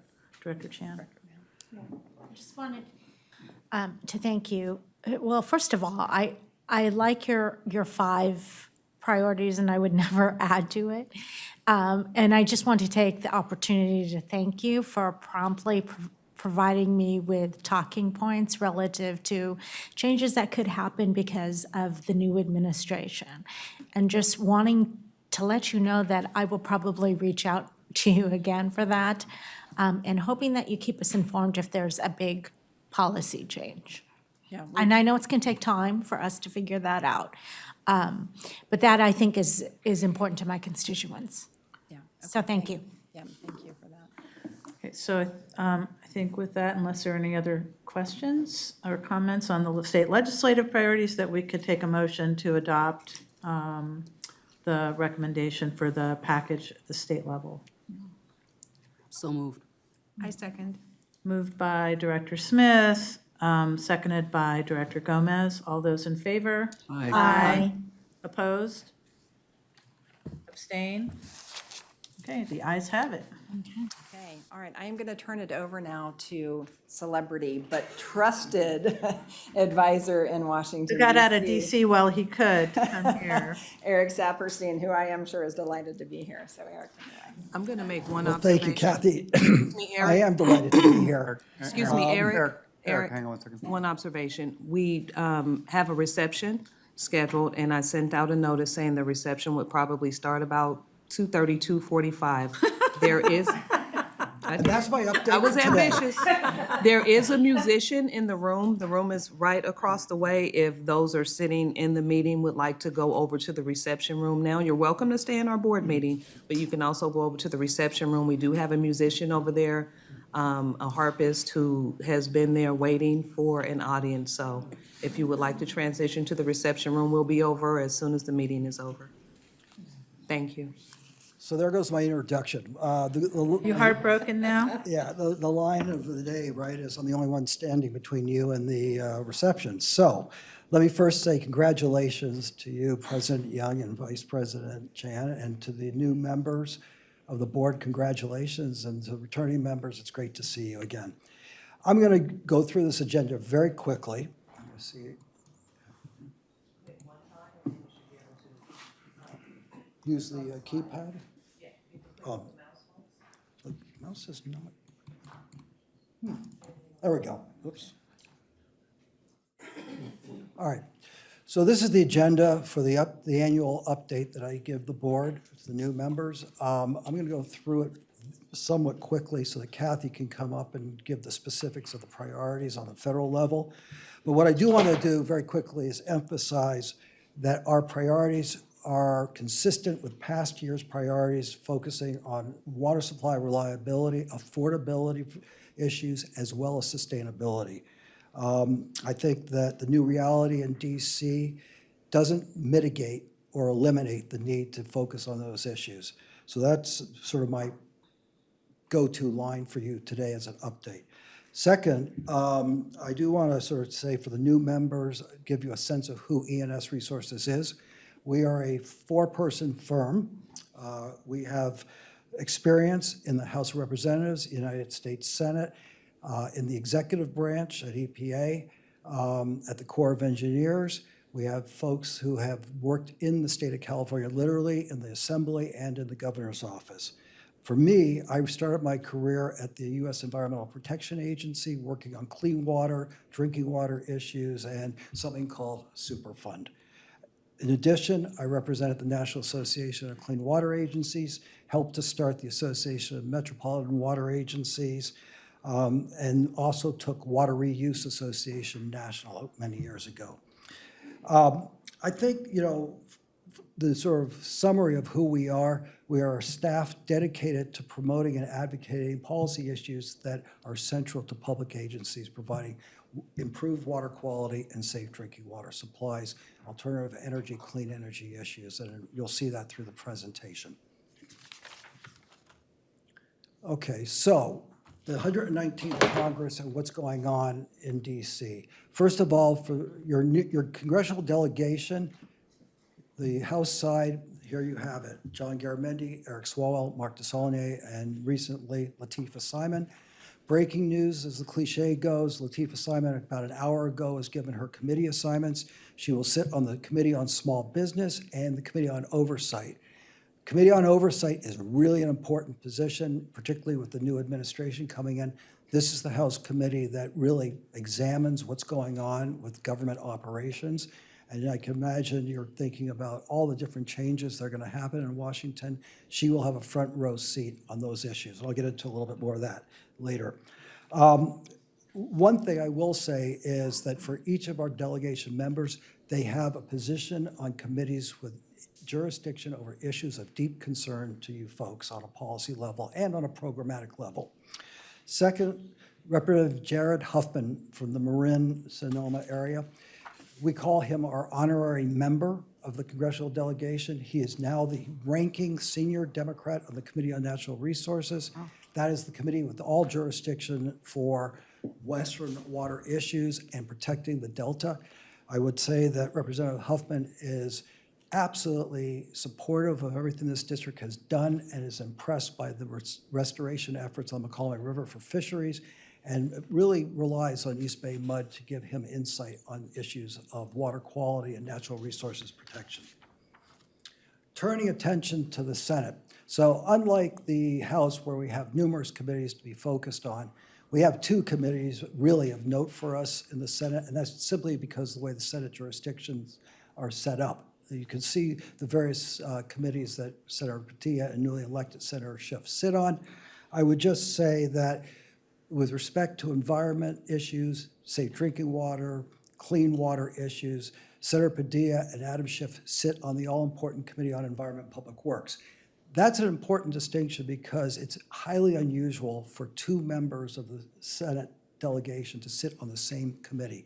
Usually that only happens when a member wishes to be on the committee and there's room for that member. So Adam Schiff sitting on the Committee on Environment and Public Works is essentially a statement of, I would like to be deep in the weeds on environmental issues and public health. And that is, as I said, clean water, safe drinking water, surplus, Superfund, what have you. And then I would also say from a perspective of Western water issues, water recycling, desal, fisheries, habitat restoration efforts, Senator Padilla returns to the Energy and Natural Resources Committee as a key member playing in those issues. And then finally, just a quick note, Senator Padilla was assigned to the Budget Committee. Reason that's important, he's going to have a front row seat in the debate on what the new administration is going to try and do using the budget process that I'll get to in a second to institute and implement policy changes on programs that are of concern to East Bay MUD. So on the 119th Congress, the key committees of jurisdiction on the House side that we focus on are up here on this slide. I mentioned already about natural resources and Representative Huffman. Energy and Commerce, I did not discuss. That is the committee in the House that has jurisdiction exclusively for the Safe Drinking Water Act and CERCLA, or otherwise known as Superfund. So in the House, that's divided. So in the Transportation and Infrastructure Committee, they have jurisdiction over the Clean Water Act and the Water Resources Development Act. So from a sort of committee structure, these are the committees in the House that we work with. We have, because East Bay MUD has such a good reputation, we are able to speak to these committees on a policy basis, irrespective of what party we are talking to. We have the data, we have the information, and they require that information to legislate and have policy debates. We may not agree all the time on the issues, but we have open doors and opportunities to talk to the committee staff and the senior members of the committee. So in the Senate, as I mentioned, we only have two committees of note. Here they are. Environment and Public Works, and you can see all the different jurisdictional issues that has. It's a big committee when it comes to issues of concern. And Energy and Natural Resources, as I said earlier, oversees Western water issues. Wildfires, and I think that's going to be a huge, obviously, stating the obvious, that is going to be a huge issue with respect to the next several months in Congress. And then clean energy, hydropower policies also fall within this committee's jurisdiction. And you can see the committee's jurisdiction over the specific agencies, specifically the Department of the Interior, with the agencies under that grouping being the Bureau of Reclamation, the Geological Survey, and Indian Affairs, and what have you. So that's sort of the lay of the land when it comes to committee structures that we work with in both the House and the Senate. Turning attention to the federal outlook, this is where if I'm saying something you don't understand or want more information, please interrupt me. But here's what the outlook looks like right now with the new administration coming in to power on January 20th. Reconciliation, reconciliation, reconciliation. That's the game for the next at least 100 days, probably going into June even. And what that is the budget process for moving legislation through Congress. Beauty of it is from those who are trying to push it through, and we saw this in Trump 1.0 with the tax cuts. We've seen it with President Obama at the time. Every president has used reconciliation for the most part since 1974 to try and get legislation through. Why? Limited time debate, There is no need for a supermajority. In the Senate, you don't have to worry about the filibuster. You just need 50 plus 1 votes to pass something. And lastly, you can drive your budget priorities, your policy priorities using the budget process, get things done quickly, that in normal legislative course of business would be very, very difficult in a narrow majority in both the House and Senate. One would argue almost impossible. In addition to that, I would say that with respect to reconciliation, here are your top line issues. Trying to claw back funding from the clean energy program dollars that have not been expended yet. Trying to pull back monies from the infrastructure law that have not been expended yet. That law has 1 more year left in funding. Permit streamlining may be something that reconciliation focuses on. Obviously, border and immigration. Reorganization of bureaucracy. We've all heard, obviously, about DOGE, or the Government Efficiency Department, and Elon Musk and Ramaswamy. We could see reconciliation being used on a budget basis to reorganize the federal government, to say, we're going to get rid of this program to save money. So we could keep your eye on that. Tax cuts, obviously, are going to happen, and there'll be other, call it Republican platform priorities that might be shoehorned into reconciliation. It's going to be a wild ride, it's going to be a quick ride, and it'll happen beginning basically today as the committees in the House and Senate are trying to figure out what their recommendations are for reconciliation, along with the incoming Trump administration. At the same time, if that wasn't enough, we have to get through fiscal year 2025 appropriations, which we're already in. It's a CR right now, continuing resolution, stopgap spending. That has to be done by March 14th. If it isn't done by March 14th, we go to probably a year-long continuing resolution with a 1% to 1.5% across-the-board spending cut in all domestic and defense spending, discretionary spending priorities. And that's probably the most compelling, motivating factor for Congress to get their act together and pass a final spending bill by March 14th. And then on the executive side, very quickly, day one, January 20th, fasten your seatbelts, because executive orders are going to flow out of the White House, probably reversing DEI, probably reversing ESG policies, probably taking over issues that we don't even know about right now. That apparently there's at least 100 issues that the White House will issue executive orders are. Maybe not on day one, but certainly over the next several weeks. And then last point on sort of what could happen on rulemaking, there's something called the Congressional Review Act, which allows Congress to issue what we call legislative veto on midnight rules. In this case, midnight rules are those rules the Biden administration has issued since August 14th. It's a very complicated formula, but effectively any rule that was issued in final from August 14th till January 20th is subject to a legislative veto resolution by the House and the Senate.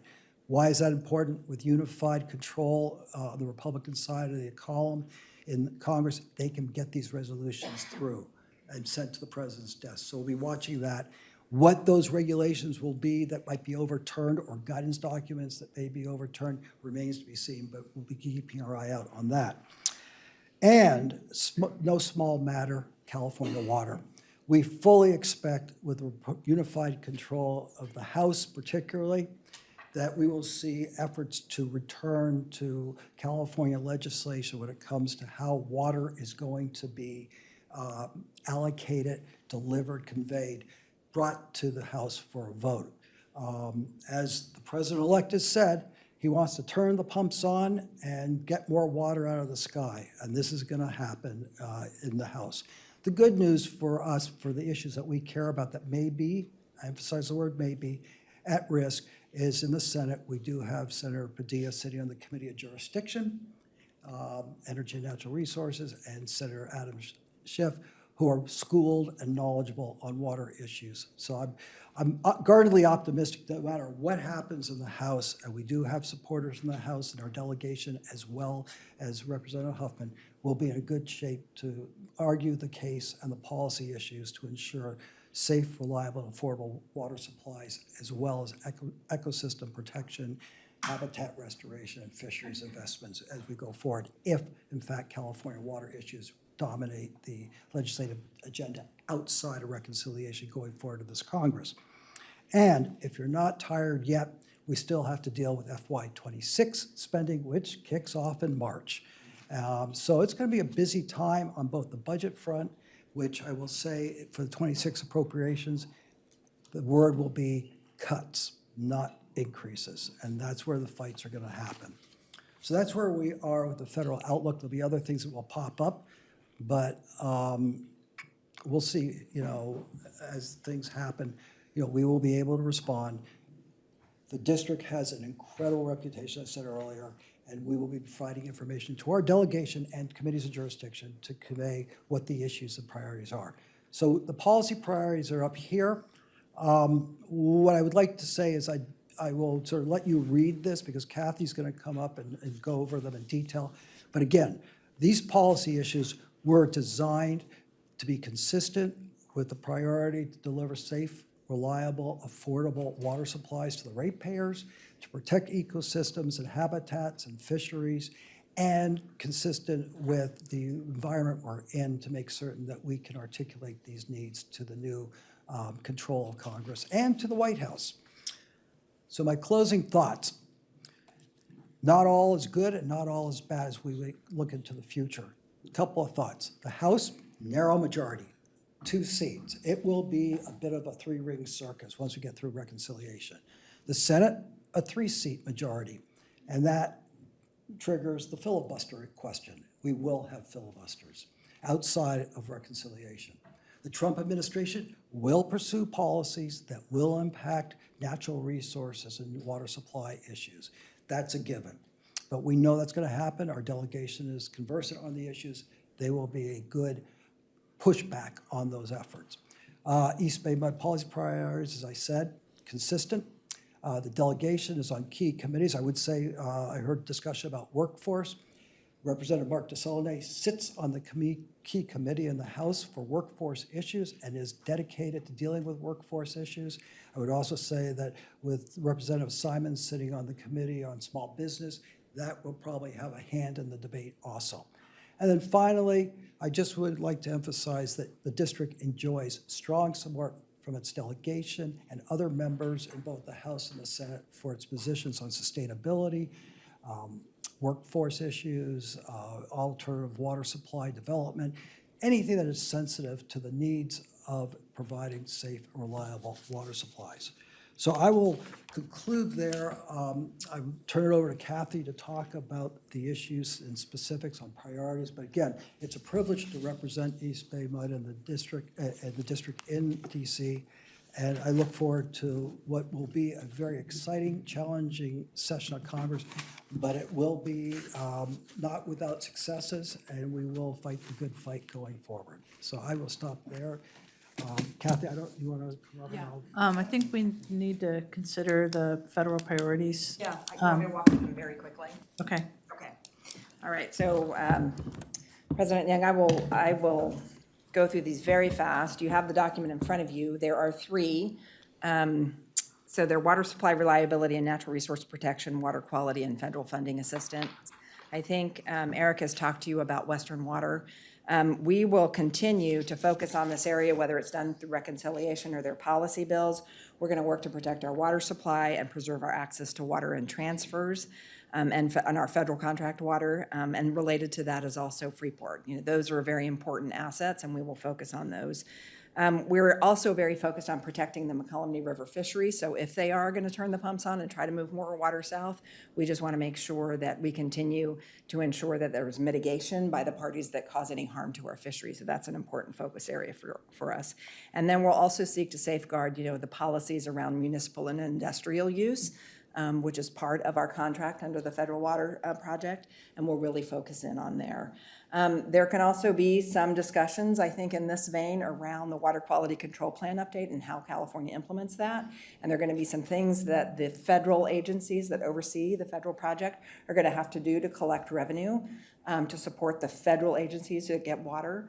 to contribute to the water quality control plan update, and so we'll keep an eye out for that as well. So any Delta-related legislation, we will monitor and keep you informed of all of that. Any questions about that issue? Okay, I'm going to keep on moving on water quality. We talked a little bit about water quality. It's going to be a priority. Focus areas are going to be PFAS in drinking water and wastewater discharges, and also biosolids, and then other contaminants of emerging concern, potentially anything around microplastics and pollution prevention strategies. There's this whole discussion right now about designating PFAS as a hazardous substance under CERCLA, which Eric had mentioned. And then looking at appropriate exemptions under Superfund liability and whether that would pertain to the water agencies. That's going to likely come back and be a policy discussion, which we will continue to monitor that. And we will work through the associations that Eric mentioned that he has affiliation with, like American Water Works Association and the Association of Metropolitan Water Agencies. So any questions about water quality? On PFAS, so didn't just, I don't know, end of last week, earlier this week, Biden put PFAS into the toxic release inventory, which then makes it covered by Superfund, and it's not a new regulation, it's just something he can do. Trump can't claw that back, right? Or can he? He could claw it back, but I would say on something like the toxics release inventory issue, which is really just monitoring by chemical manufacturers, my guess is that even if they did do that, it would be temporary. I don't think they would revoke it completely. I really don't. Okay. Thank you. Okay, any other questions on water quality? Okay, and then on federal funding assistance, so, unlike the Biden administration that was really marked with historic funding for, climate change issues and shifting, to a clean energy economy, I don't think we're going to see that. It's unclear, what the Trump administration is going to do. I mean, there's talk about them trying to claw some of that back. We've covered in our, Eric has covered in the presentation, there's still some funding there. We'll continue to keep an eye out for that and what are opportunities for the district. It appears that Congress is going to maintain, the authority to deliver congressionally directed spending, we hope. We have been beneficiaries of that spending over the years to support upgrades to our Upper San Leandro water treatment plant, and then also for the East Bay Shore Recycled Water Project. So we will continue to monitor for those opportunities and respond if we have projects as appropriate. There also could be some interested in establishing, a permanent rate assistance program for low-income water and wastewater customers, which was called LIWAP. The water affordability study came out in December. That was a national study and looked at what are the needs and what it would cost. So we're going to monitor for all of that. And then there could be funding opportunities for the Upper McCollum River Watershed Authority, so related to wildfire management coming out of the wildfires. There could be additional federal funding to address some of those things. And we'll continue to partner with UMRA, which is the acronym for that organization, and direct to them what are some of those funding opportunities and work with them collaboratively on that. So that's kind of a quick overview of what are, what we see as funding opportunities. But like I said, it's really unclear with this administration, given they're really focused on, government efficiencies and making cuts. Is there any questions about that? Sounds like not. You've hit the magic hour of no questions. All right. So this is for you to take action. A motion to adopt the federal priorities. I move that we adopt the recommended federal priorities. I second.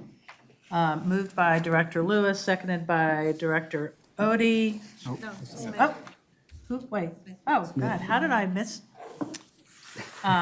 Magic hour of mishearing. Director Lewis, seconded by Director Smith. All those in favor? Aye. All those opposed? All those abstaining? Okay, good. We have a unanimous vote on that. Thank you, Eric, for coming out from DC, and Kathy for this report. We'll be hearing lots more to come. We have other legislative updates. I'm willing to defer Why don't we those. punt those to the next ledge committee, and then you'll do it Happy at to do the so. board meeting in the interest of time, since we're still in mulling it over period. Okay, 6-month forecast Yeah, of board and committee workshops. Just very for quickly, 2025. in your packets, a summary of the board committee and workshops for the last 6 months. of 2024 and the proposed committee and workshops for the next 6 months. When you have a chance, please review that list and let me know if there are any items you'd like to add for future committee or board workshops. I do want to thank the board members who have already provided suggestions. I will work to incorporate those topics in future agendas. I do want to just note that there's one topic that is not on the list, but certainly you've heard from Kathy. It's a front of mind on everyone, and those are the terrible wildfires that we're seeing now in Southern California. These fires are impacting thousands of people and some of our employees, their families and friends. Staff, I just want you to be aware, are in contact with our counterparts, including the Los Angeles Department of Water and Power, and we're part of the state's mutual assistance network. This is a coordinated effort, and we will provide support if requested. So at a future board meeting, I will provide you an update. As all this plays out, at a future board meeting, I'll provide you an update on the work that we're doing to minimize the risk of a similar situation happening here, and the work that we've done since the 1991 Oakland Hills fire, including vegetation management, the capital investments and the maintenance work that we've done, emergency preparedness and response coordination, as well as research in these areas. I also will send to you today, we did put together some information that we'll be sharing with the various fire departments and cities so that they can see. We've received a lot of questions about that. So I'll provide you the information that we're going to share, but this will be discussed at a future committee meeting so you can get a more in-depth and maybe given the interest, maybe to the full board as well. Yeah, I would think to the full board and for the benefit of the public that doesn't tune in on Zoom, that it would be appropriate to calendar that in as an item or presentation. We'll do that then at a future board meeting. And again, but give us probably a couple months as we work through and provide that mutual assistance to the other agencies so we can provide good lessons learned from that. Okay, we are in the interest of time and receptions and not being urgent, we are going to move I'm going to move item 11 and item 12 to our next board meeting. That's consideration of a new standing committee, as well as the vote on the consideration of a board of directors salary increase. And then we are going to, again, because there's not a whole lot to report, move the water supply update to our next board meeting as well. And then you had other general manager report items. Yeah, one last thing for the Speakers Bureau. Attached to your packet are the Speaker Bureau's topic for 2025. Last year, we participated in many events. The board participated in about 65 of the events last year. We have a similarly busy 2025. This year, our themes include resilience and sustainability, financial stewardship, especially as we discuss our budget and rates, infrastructure investments, healthy tap water, and emergency preparedness. And we know that topic is going to come up quite a bit. If there is an event that you think we should participate that is not on that list, please send those to me by January 28th so we can finalize this plan. Also, if you're planning to attend any events, please let me and the community affairs representative know. In the packet, we've listed the names of the community affairs representatives and which wards they're assigned to. And finally, if you plan to attend an event that requires a presentation or speaking points, please give us at least 30 days notice so we have time to prepare for the event. And that's it for the Speakers Bureau. Finally attached is the monthly report and the 2024 intergovernmental committees and annual reports. And that is the end of my presentation. Two things. One on Speakers Bureau's topics and events. I mean, I think it's, for us, it's not, we don't always know a year in advance what's coming up, so maybe we could do that as a quarterly update for you of events that we'd want to participate in. You could do it too, and at every board meeting, it will be at your places, so we could bring it up at every board meeting at the very end. No, but I mean the overall sort of looking at the. Sure, we could do it too. At the, and I think 30 days is ideal, but sometimes we don't have 30 days notice. Understood. Any other comments on the general manager's report? Okay. We'll then move on to committee reports, and the December 10th Planning Committee notes are provided in your agenda. This morning at the Planning Committee, we approved the contract that was voted on this afternoon for the pumping plant H improvements that will be underway with the wastewater plant. And then we also got an update on Los Vaqueros JPA, which will be getting, will be before us in February for a vote to remove our or not to remove our participation, but to support the solution of the JPA, since that's what's happening. Okay, I want to, if there are any other director comments. That's where we're at on the agenda. Number 16. Any director comments? No. Okay. We will then close today's meeting. There's been a lot of significant events in the last couple of weeks, but prior to the breakout of the fires in Southern California, the death of President Carter, I think is very, very significant. We want to close today's meeting in his honor. Jimmy Carter's life was a really powerful example of, I think, what all of us want to aspire to in terms of integrity, service, and vision.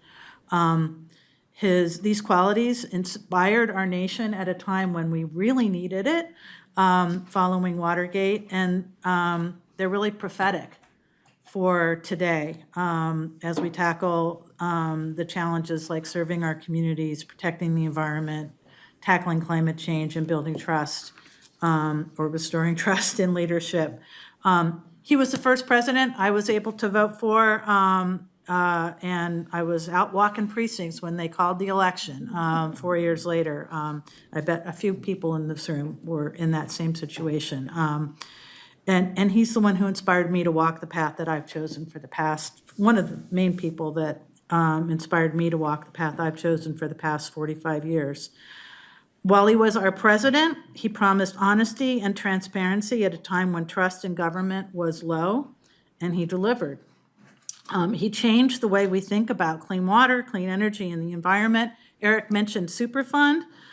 He signed it into law in one of his last days of office, but he also created the Department of Energy, which I don't even know where we would be today had that not happened, to begin promoting conservation and renewable energy, the need to transition from our dependence on fossil fuels, which some people forget that we were really dependent on fossil fuels before he became president, on foreign fossil fuels. And he installed, everybody's mentioned this in the news, he put the solar panels on the White House, which of course Ronald Reagan took down. He signed landmark legislation, including significant amendments to the Clean Water Act in 1977, the Clean Air Act amendments of 1977, and those really pushed standards in both of those categories. He emphasized protecting wetlands and wildlife habitats. The Clean Air Act amendments demonstrated his commitment to people and the health risks of air pollution. He more than doubled the size of our national park system. And I mentioned he signed into law the Superfund. He was also a big fan of rivers, in particular wild rivers. The Chattahoochee River in Georgia got designated while he was governor, and he was very instrumental behind the scenes in keeping the Stanislaus River from rising while that controversy was going on. After